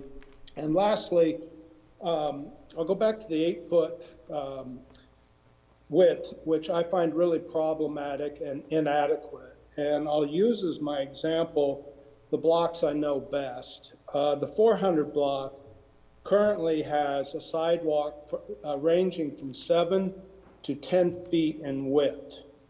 The east side's a little bit different than the west side. The east side's a little more generous. It goes from 8 feet to 10 feet in width. Now, the 500 and 600 block have widths of 12 to 17 feet in width. So it's, almost double in some places in width. And one of the reasons the 500 and 600 blocks are successful. And I think those are really good examples to walk and to understand what works and what doesn't work. And the other thing that struck me and led me to the question on what were the heritage trees, in the 400 block of State Street, all the trees are within 9 to 10 feet of the face of the building. So the section that we are looking at as a possibility on page 24, unless you took down all the trees in the 400 block, that's not a possible solution. Now, the what if on page 25 is actually pretty impressive, because that design solution would allow you to keep all the existing trees in the 400 block. So, and again, if you go to the 500 and 600 block, the trees are 12 to 18 feet inside the face of the building. So even though we're dealing with the exact same 80-foot right of way, because they also proposing. If you're on Looks like Zoom I'm- and you're not, Peter, can you please mute? Peter, go ahead. At any rate, so on the 500 block, the trees are far more inset from the face of buildings. And if you just walk those 3 blocks, you'll really get what I'm saying. The 400 block was a poorly designed block. It has inadequate sidewalks. They already meet that 8-foot, what is depicted on all of our districts. And to me, if we ended up with 8-foot circulation as the walking width, we would have really gone backwards. So I encourage everyone to kind of do the walk, take a look, see where the trees are. I like page 25. I think it makes a world of sense. Lastly, on my comments, one thing I really worry about is, just like we're not really dealing with housing and how we can get people to build it, the other thing is I don't feel like we're talking to retailers, and economic vitality is driving this formation of this committee, and we have to understand the way a retailer will think. And it's one of the reasons I think page 25 works as a section better than pushing all the sidewalk tables up. It works great for restaurants, but it doesn't necessarily work for retailers. And we need to make sure we understand what is in our best interest for all businesses downtown, and not just the food and beverage people. So that concludes my comments. Thank you. Great. Thank you, Peter. Christian Miller. Thank you so much, and thank you, Peter. I too have been first of all, let me just say I love this tonight, and I love the districts.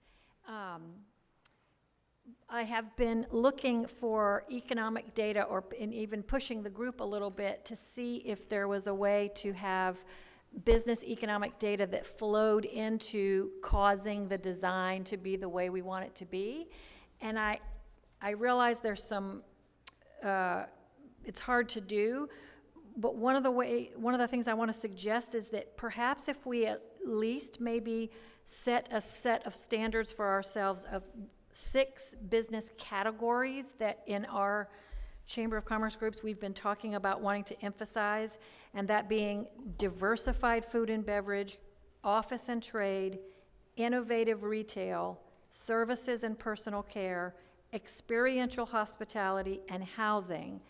And bear with me as I go through this list, but if we sort of set our sights on going toward those 6 business categories and ways for economic vitality, perhaps then that helps us design elements in each of the districts that support maybe an emphasis on each of those. So for instance, if we're trying to support diversified food and beverage, you have not only outdoor dining, but as Robin mentioned, the shared dining areas.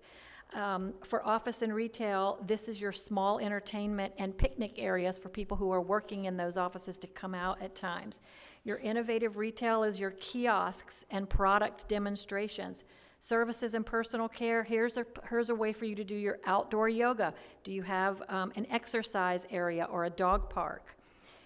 For experiential hospitality, I would love to see an outdoor kitchen with, so where we could do cooking classes at times.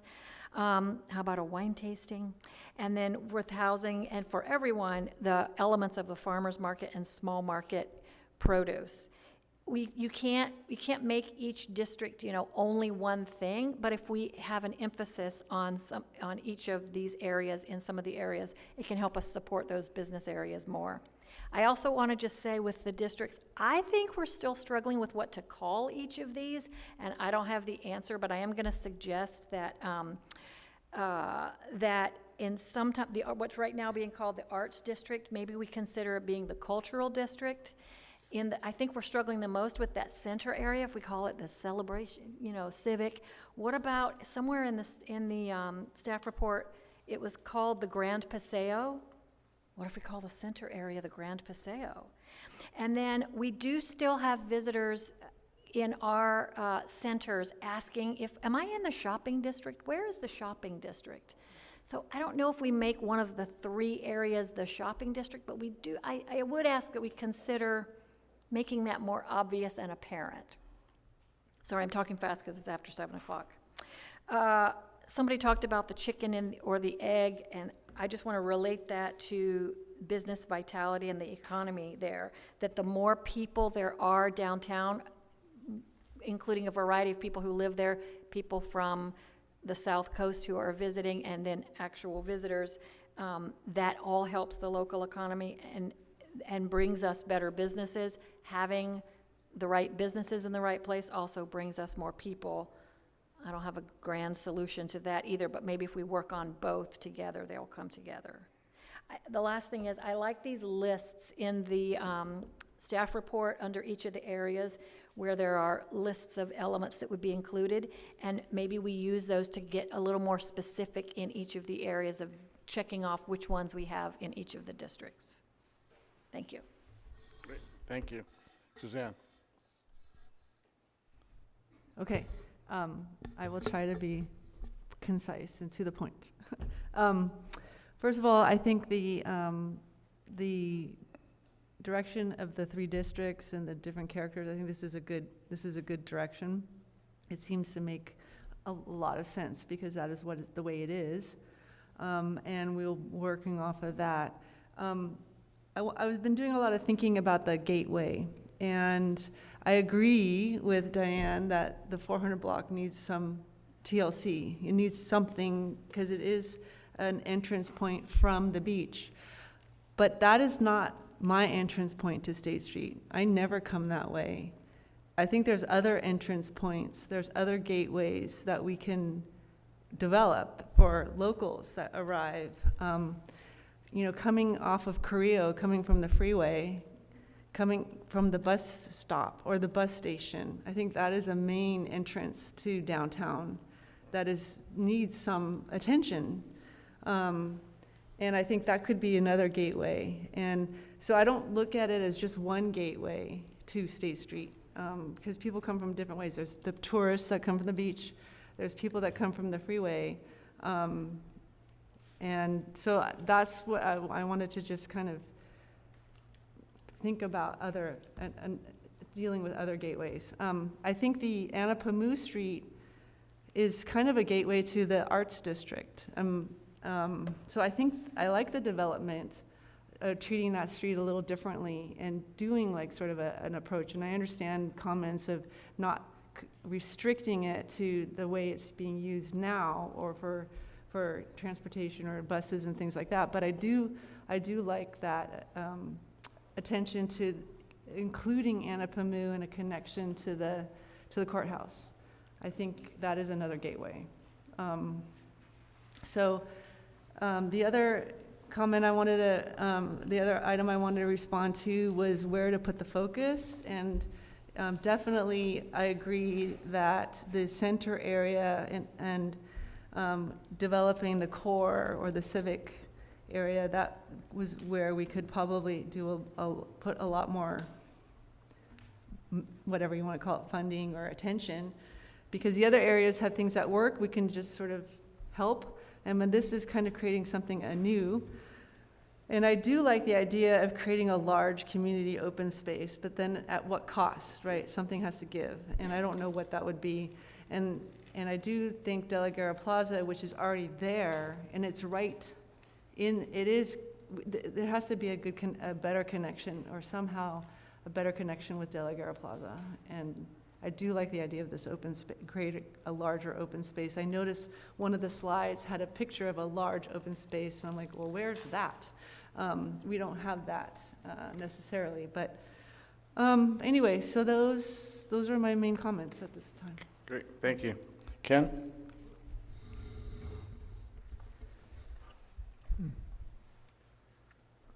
Well, I think this discussion of the zones, districts, has been really additive.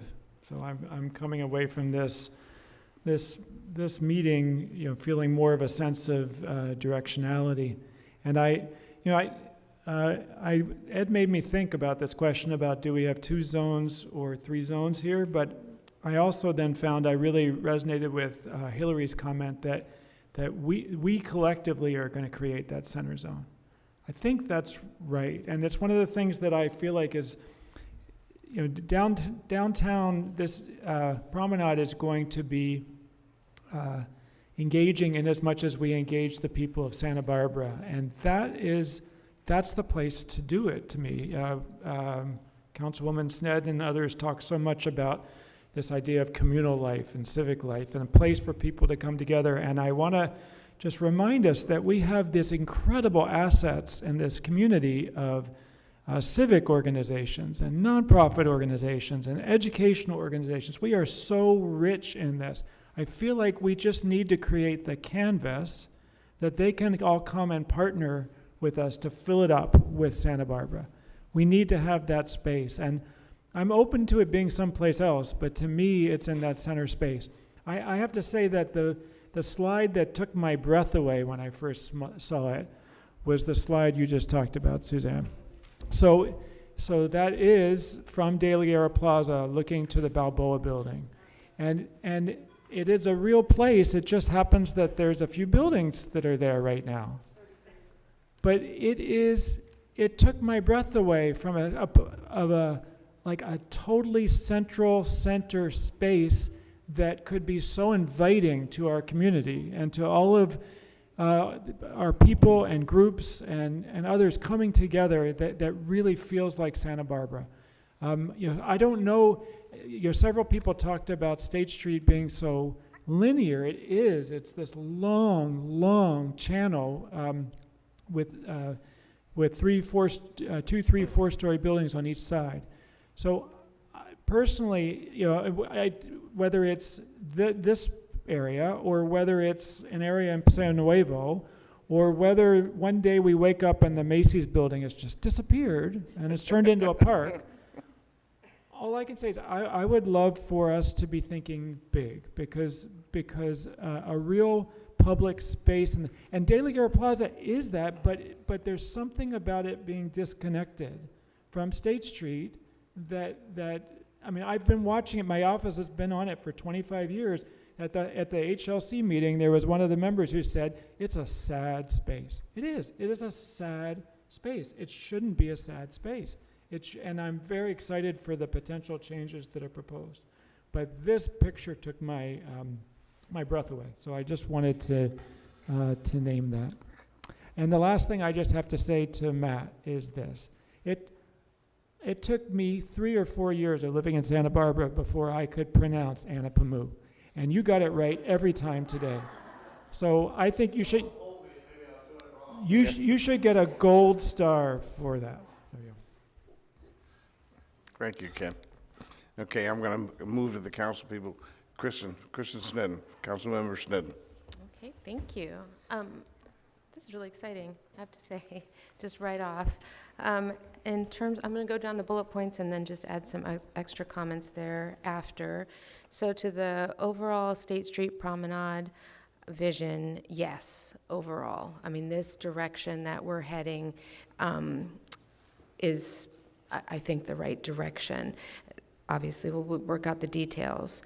On the 3 unique districts and their boundaries, yes, but I don't want to duplicate, as many have said, the Civic Center functionality of De La Guerra Plaza, because it is off of State Street, but it's a locals space that is really sort of special to public engagement and public speaking and protest and a lot of historical uses in that area. So I do think it's a little bit interesting to maybe think of a larger picture meander, that as you have the Old Town, which I don't love the name Old Town. I think I don't want to confuse this with Old Town Goleta or like efforts to revitalize usually what you called an Old Town. I think it maybe needs a different name to identify it, but a sort of meander from Old Town and then civic engagement through the plaza and then to the Arts District. But I think one of the reasons we're having such a hard time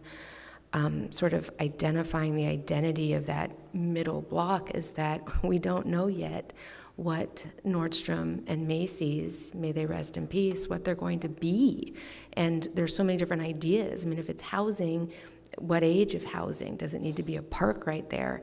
If it's a satellite university campus, that could be a whole different kind of space in there. So it's really hard to have sort of prepackaged identity in that space. So Ken, to your point too about us and Hillary too of making it what we want it to be, but it definitely needs to be in consideration of what the vacuous spaces that aren't being occupied right now become. So just kind of holding a placeholder for that as we continue to talk about it. Let's see, amplifying the existing Old Town, yes. And I liked the considering the adjacent blocks in the Arts District, the public comments on that too, that's part of that Arts District that's sort of already defined, so we need to be sort of tying that in or considering tying that in also. And then the consideration of the drop-off in front of the Granada Theater. Also in the Old Town, maybe a different name for it, but bringing in those elements that Ann Peterson brought up, the sort of a lot of different cultural mix in that area that maybe could be highlighted more. So again, on that middle district, I agree. I don't think we quite have the name for it yet or what the identity might be.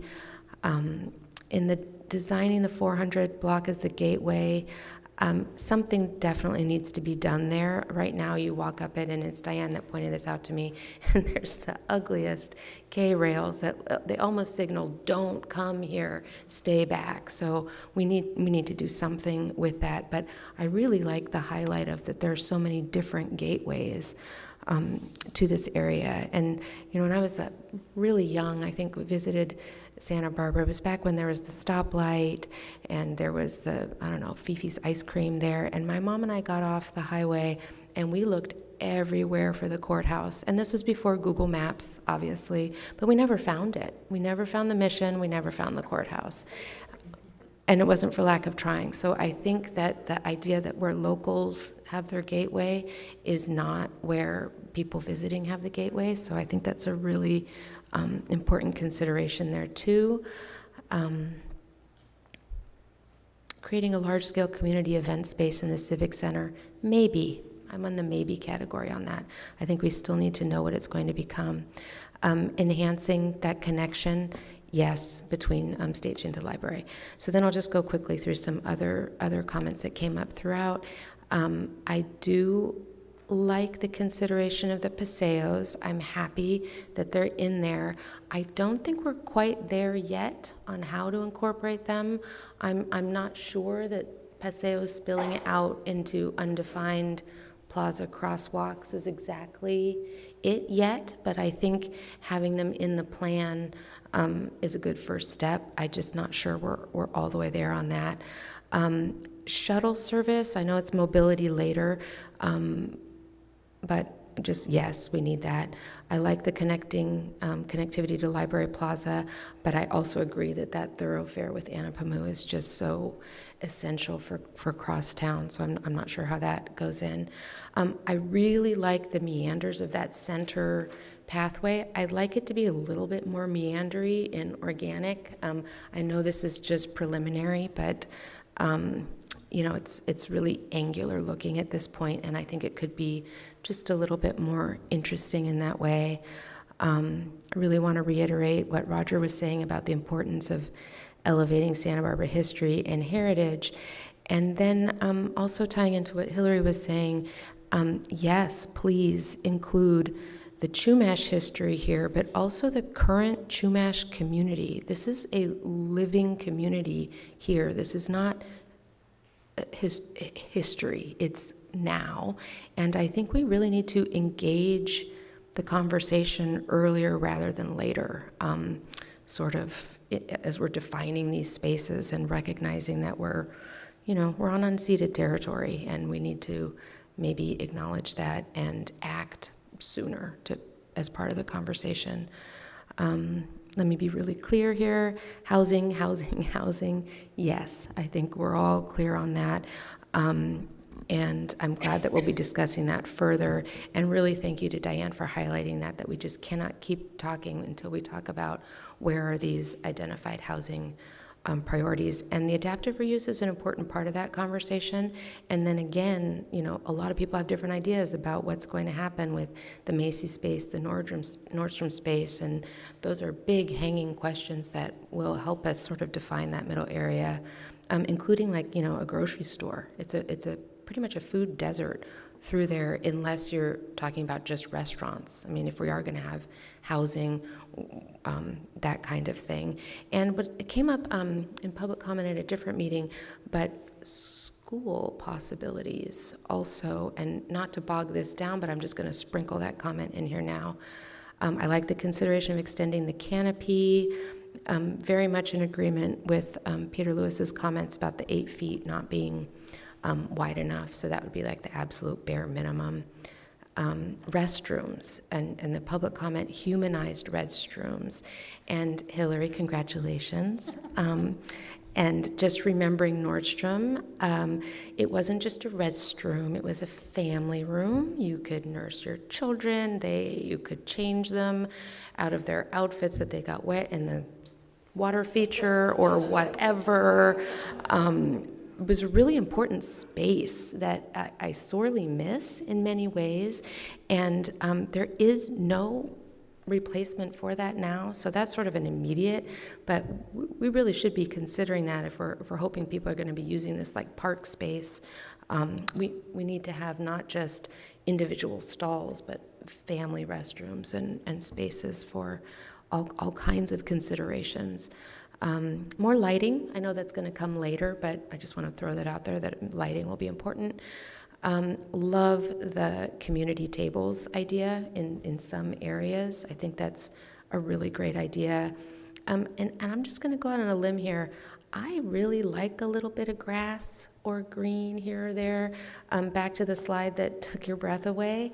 There are people lying down around that fountain, and I mean, it's just like begging for a little softness or greenery. And so as we're sort of hardscaping things, more than just a few trees, but really we've got to green up the space somehow. And I think that's one of the struggles we have with De La Guerra Plaza also, actually, that the softness and the cooling factors of the green. I love the Channel Island play structure, and I'm going to stand by my support of water features. I love them. I love them with my children. I've gone to places in Oregon, other places, just to go see their meandering pathways and their water features, because they're such an asset, and older people like them too, and they're just the sound of them and the cooling feature of them.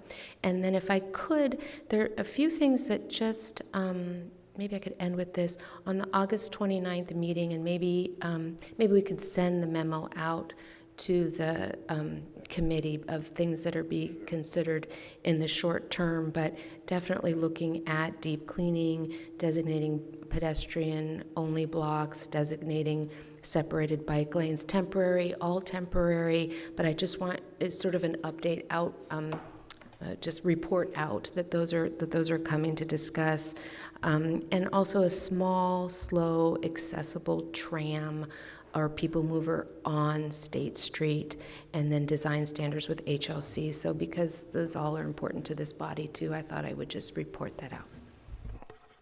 Thank you. Megan, Councilmember Harmon. Thank you, Chair Davis. I'm going to be very brief because so much of my thoughts have already been articulated. I will start by, I just want to associate myself, I would say, generally with the comments of Hillary. So much of what you articulated was just perfectly encapsulated my own thoughts. So to the folks taking notes about where we are, I'm just kind of seconding all of her notes. In general, on bullet point 1, in terms of the vision and how it's been presented today, I was absolutely thrilled to see this. I mean, I think that has been pretty much universal from what we've heard. Of course, there is so much to be done. That goes without saying. But I think for me, speaking for myself personally, seeing what we have here and hearing the discussion that has evolved from the presentation feels almost like for the first time we can see how this moonshot grand plan could come to evolve. And so that from a philosophical perspective, is one of the most exciting things, to really see sort of the beginning of that generational change, generational plan coming to fruition. So my appreciation sincerely for getting us here, and obviously to the public and committee members as well. So I'm 100% on the vision, and I think it's been well articulated, the things that work. On the unique districts, I also really like the 3 districts, and I thought about the 2-district idea, but I'm sold on 3 myself. And one of the things I was thinking as we were going through this is I've heard a couple of times some concern about the length of the promenade. There's no promenade this long anywhere in the world. That's a problem. Well, I think when you think about it in terms of these discrete districts, sorry, I forgot what we were calling them, these discrete districts, you begin to see how something different, something uniquely Santa Barbara, something that is unlike other places in the world could come to evolve. And so I really appreciate that, and it begins to, I think, give some structure to this long promenade that's unlike anything else in the world. So I really like that. I was really happy to see that. And for me, what began to percolate is how can we translate what exists now into something innovative and truly Santa Barbara. So I really like it. And I think the boundaries worked as well for me. I guess I will continue to think about that, particularly the questions related to the upper boundary at Sola, but I didn't have any concerns with that initially. I really like the concept of the civic district, and I very much agree and had this note, as well as Vice Chair Saxon did, that we define what this is. I mean, I absolutely love that, and I think one thing that will be critical, and I'd be interested in how this might play out architecturally or design-wise, we will evolve also. Santa Barbara will evolve, and that's one of the challenges that I see in this space. Like what we are today is not what we necessarily will be in 10 years, so how do we define a space that can continue to evolve with us, and that the civic discourse of our community can continue to be reflected in that district? And so when we talk about flexibility, I think of the 3 districts, there is no district where flexibility is more critical than in this civic zone, if only so that as we evolve and as our community changes and our interests or whatever it looks like, that it can continue to be reflected and alive. And I think that to me is the key. I don't have the answer for what that is, but I think that's the word that comes to mind. As we define it today, we need to have that flexibility so that tomorrow can define it as well for themselves. I really like, I'll just say, because I have it written down here, I too love water features, and I want them. I want a lot of them. My kids want them desperately, and we don't mind getting wet, so I really like that. But it does have to work in conversation with the other water feature, that goes without saying. So I loved the Channel Islands idea. The opportunities for play just really spoke to me. That may just be my life phase, but it really did. Let's see, where was I? In terms of investment, I see currently that significant investment, probably the most investment, would be into that district, and so I wrote down that I agree with that. The expanded space, I really liked. I like the concept. I don't quite see how it works yet, so I'm open to it. And I think that it could be sort of central to this flexibility that I'm talking about, but I haven't yet figured out how that might look, so I take that for what it's worth. I also have a note here, as Councilmember Sneddon said, I didn't love the Old Town name, just a note. And then, let's see. I think Peter Lewis, or maybe it was Kristen, someone brought up just how does retail fit into these districts? I don't know that I agree with the idea of a shopping district per se, but I didn't see much conversation between how retail would work and the designs that we saw. So I don't know if that comes in the form of kiosks or something else, but that as a consideration for me, how it fits together, what the integration looks like is of interest. I agree on the connecting and enhancing the connection along Anapamu, but what did I write here? Yes, this is a lower priority for me in the scheme of things, if we're talking about investment and where I would see the heart of this effort, but it would be great. On the gateway, I too agree that something needs to be done there, but I was really taken with Suzanne's note about all the different gateways that are utilized in our community, and I think if we continue to foreground that in our thoughts about this street and the districts, we will really be well served, and it'll keep us sort of thinking in a 360-degree way. And so I really, really appreciate that and made a note that I continue to remember that as well, and I think that'll help us be more sort of thoughtful and holistic in our planning. A couple of general notes that I just want to echo very, very briefly. Of course, Marge's comments about affordable housing and adaptive reuse, and Diane's as well. Yes, I mean, I'm all in. I also appreciated, someone said, I don't know who, that our history in the communities is not an overlay, but a foundational part of this process, and I really liked that and want to emphasize that. And then finally, I have a note about restrooms as well. So that's it. Thanks. Great. Thank you, Megan, for your comments. Councilmember Jordan. It's taken me years to fiddle with my little console, so when I push it to speak, I don't get an acceptance if it's after her. So it's purposeful than that. Oh, terrible, horrible. So I'll meander through that, but I'm not really going to address all those things. So I think first, great progress since the last meeting. So thank you to staff, thank you to MIG. I walked out very disappointed at the last meeting, as I think I barked at everybody, and I will walk out barking happily at the end of this meeting. I think we're definitely on the right path. I think the kind of let's start thinking in a direction, the vision kind of thing, I think is right on. Devil's in the details and how we get there and that kind of stuff, but I think so. I'm gonna look for Ed so he doesn't come and hug me.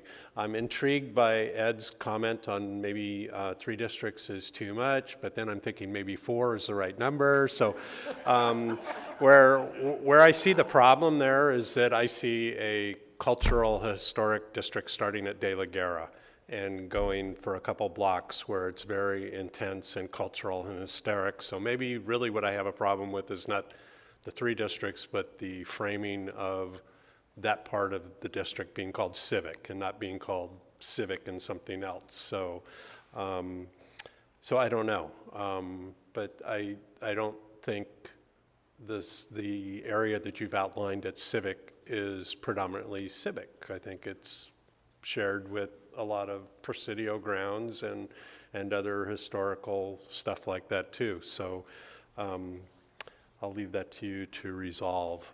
And I'm going to skip that design changes and that kind of stuff.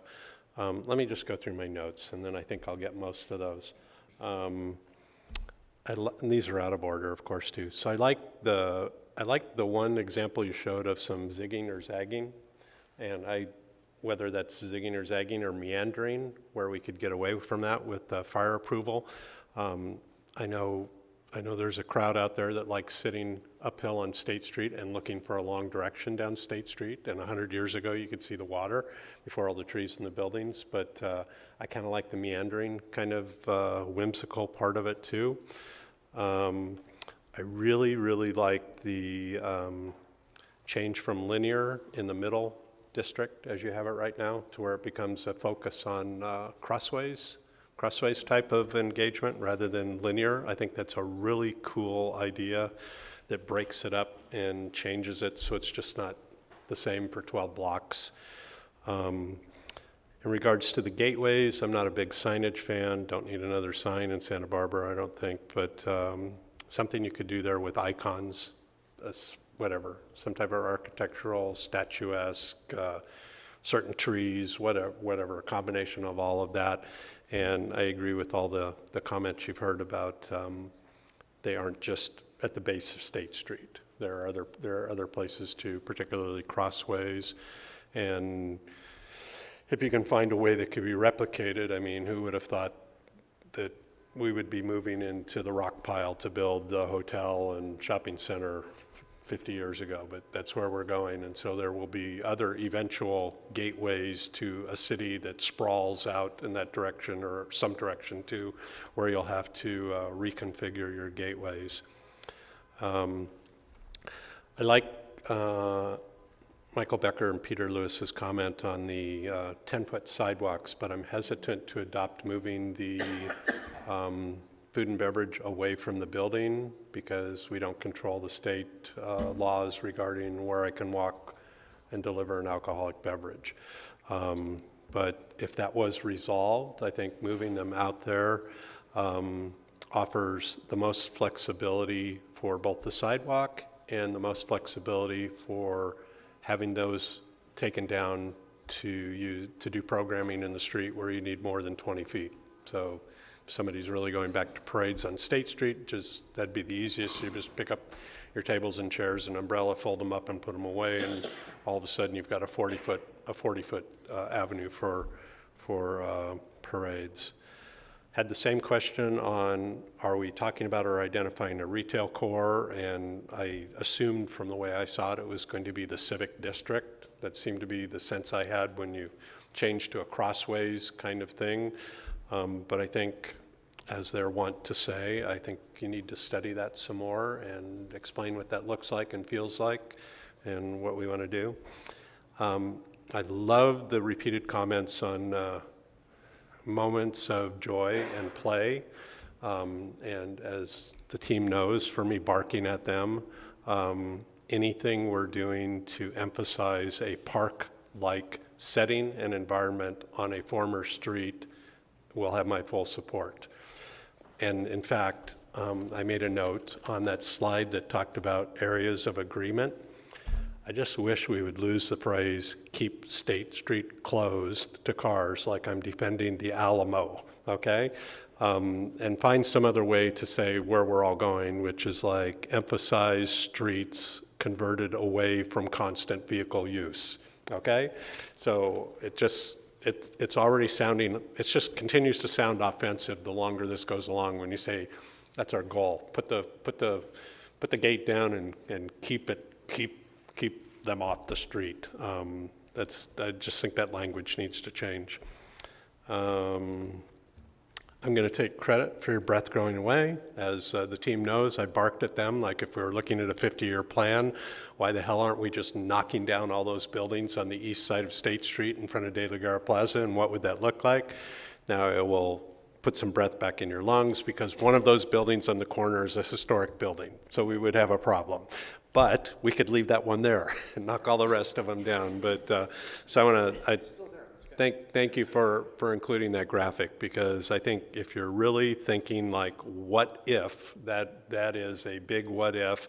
And if you went anywhere else in the world and talked about a plaza, that is exactly what you'd look like, a big plaza fronting on what is really the front door of in terms of use and look, for me anyhow, of City Hall. And then, you know, if we can save the building where the news press is too, you've just got that whole plaza just kind of looking at you and embracing you. I like the idea of the Anapamu extension, and I think you should study other places where you could do that too, and I'll just give you 3 examples. East Cannon Perdido is one, and it might actually be 2 blocks, not 1 block, because when you start to look at, again, where the historical footprints are, when you're leaving State Street on East Cannon Perdido, and you would actually go 2 blocks, where I think you're looking at Presidio properties. And then West Victoria, same type of arrangement, I think, in terms of the theater district and dining opportunities. And then my wild card is West Victoria, which everybody will say, well, why West Victoria? That's where Wildcat is for you younger kids. But it's sitting right... Oh, that's what I said, didn't I? West Ortega? So anyhow, you're looking at a building across the street that I'm convinced will come down one day. The Macy's building will go away. And I would certainly be really upset if the redesign of that area did not include some type of open space or plaza right in whatever gets developed there, as the Hotel Californian was designed to look, but maybe not look like presently with its little corner fenced off. But looking for places where future opportunities, like old Beacons buildings kind of things, or just those old buildings that you know, are they going to come down? What's on the other side of the street of them? And that can that be a potential little pocket plaza or something else, or a plaza or a parking space? And then can you draw a perpendicular connection into that from State Street? I'll continue to harp on paseos, not where they are now, but where they could be. Again, I'll use my example of get out of the City Hall parking lot, you walk through the News Press parking lot, you walk through whatever that parking lot is between the two buildings there. You then walk through the Lot 10 driveway. You walk out the back side of that, and you're behind World Imports on that paseo right there, and boom, you're already down against 5 restaurants. And where are we missing those opportunities where there's a parking lot, or where there will be redevelopment, or even on your picture that you had where those blue lines ended somewhere, and why can't they get through why can't they get through from that block to Chapala, and what can we do to incentivize that? And then, kind of interesting enough too, on that same subject, where have businesses already taken up a half block deep with an outdoor patio? And so I would say like M Special, whatever's in, what are you kids going to have to help me, Shaker Mill area, right? Back in there, right? So you know what I'm talking about? So, you have a frontage on State Street, but you walk through that frontage and all of a sudden you're half a block deep and you're in an outdoor patio that is as big as the frontage building on State Street. So where are there opportunities there also at the mid-block to work off of those patios that seemingly will be there for a period of time too? They're already an open space in the middle of the block, but they're an island. So how do you connect those open spaces out and back to the other blocks? I know you want to talk about transportation at another time, but that graphic on the 400 block of State Street, I think, needs to be clearly depicted up front, because I'm of the impression that that street will have to remain open going one way towards the water for vehicles at all times, regardless of what design we're using. So if that's true, I think we fess up now on that graphic and show that that block is going to have vehicles on it and all the time. And what are we going to do with them? How are we going to make them look there? Might be some people in the room who want to make sure we talk about housing. Like the restrooms need to be integrated into State Street and not buried in the basement of a parking structure. That's like the worst choice ever. For the dad stays out in the street with the boy, the mom has to go walk into the cellar of a parking garage with a daughter to go find a restroom. They need to be out and in front. Like the idea really much of shared outdoor spaces too, and I think the more you can integrate those two, then the more you can reprogram them when you need the space, if they're out away from the building. And then, final comment, I know you're putting these pieces together, so they make sense. You can take off the little bites, but when you're ready to start folding the pieces together, I think you're going to have to give just as much time as you were as for a regular topic. Just case an example, if we decided that something was contradictory in one subject to another one that we decided the same thing, you're going to hear me say, well, that's because you made me only talk about the one part of it, not the transportation part, just the mobility part. And now when we're talking about transportation, well, I kind of like this for transportation, but when you fold them together, they don't work together because, so all of that will need to have ample opportunity to talk about how the previous agreements we came to all fold together in the big picture. They can't just be assumed that we'll pick some of them that people agreed on and others of them that people agreed on, but ignore the way they integrate. So thank you, Mr. Chair. Thank you, Michael. So I get last word, I guess. Since my thumb has been on this scale for 2 months, when I go down these items, yes. Literally, that's my comment, because I've been working with these guys to get to this point, and I really appreciated the dialogue and the comments that you all gave today. This was, I thought, very, very productive. What I'm hoping is that the team will take this, go back, synthesize it, hit the major points of consensus, the other points that we need further discussion on, and hopefully then circulate a draft to us as a committee, so that we all see what came out of tonight's meeting ahead of going forward in that regard. So that's it for me. I don't think we're going to try to do anything else tonight. I think we've run out of our, I think we run over our time, as best that I can see, in that regard. But I wanted to thank you all and the public, because they did basically come out, which we've been asking them to stay involved, and they have stayed involved. So thank you all in that regard. I'm looking forward to our next meeting, which will be scheduled soon. Yes, so I wanted to make a couple announcements before we close. Go.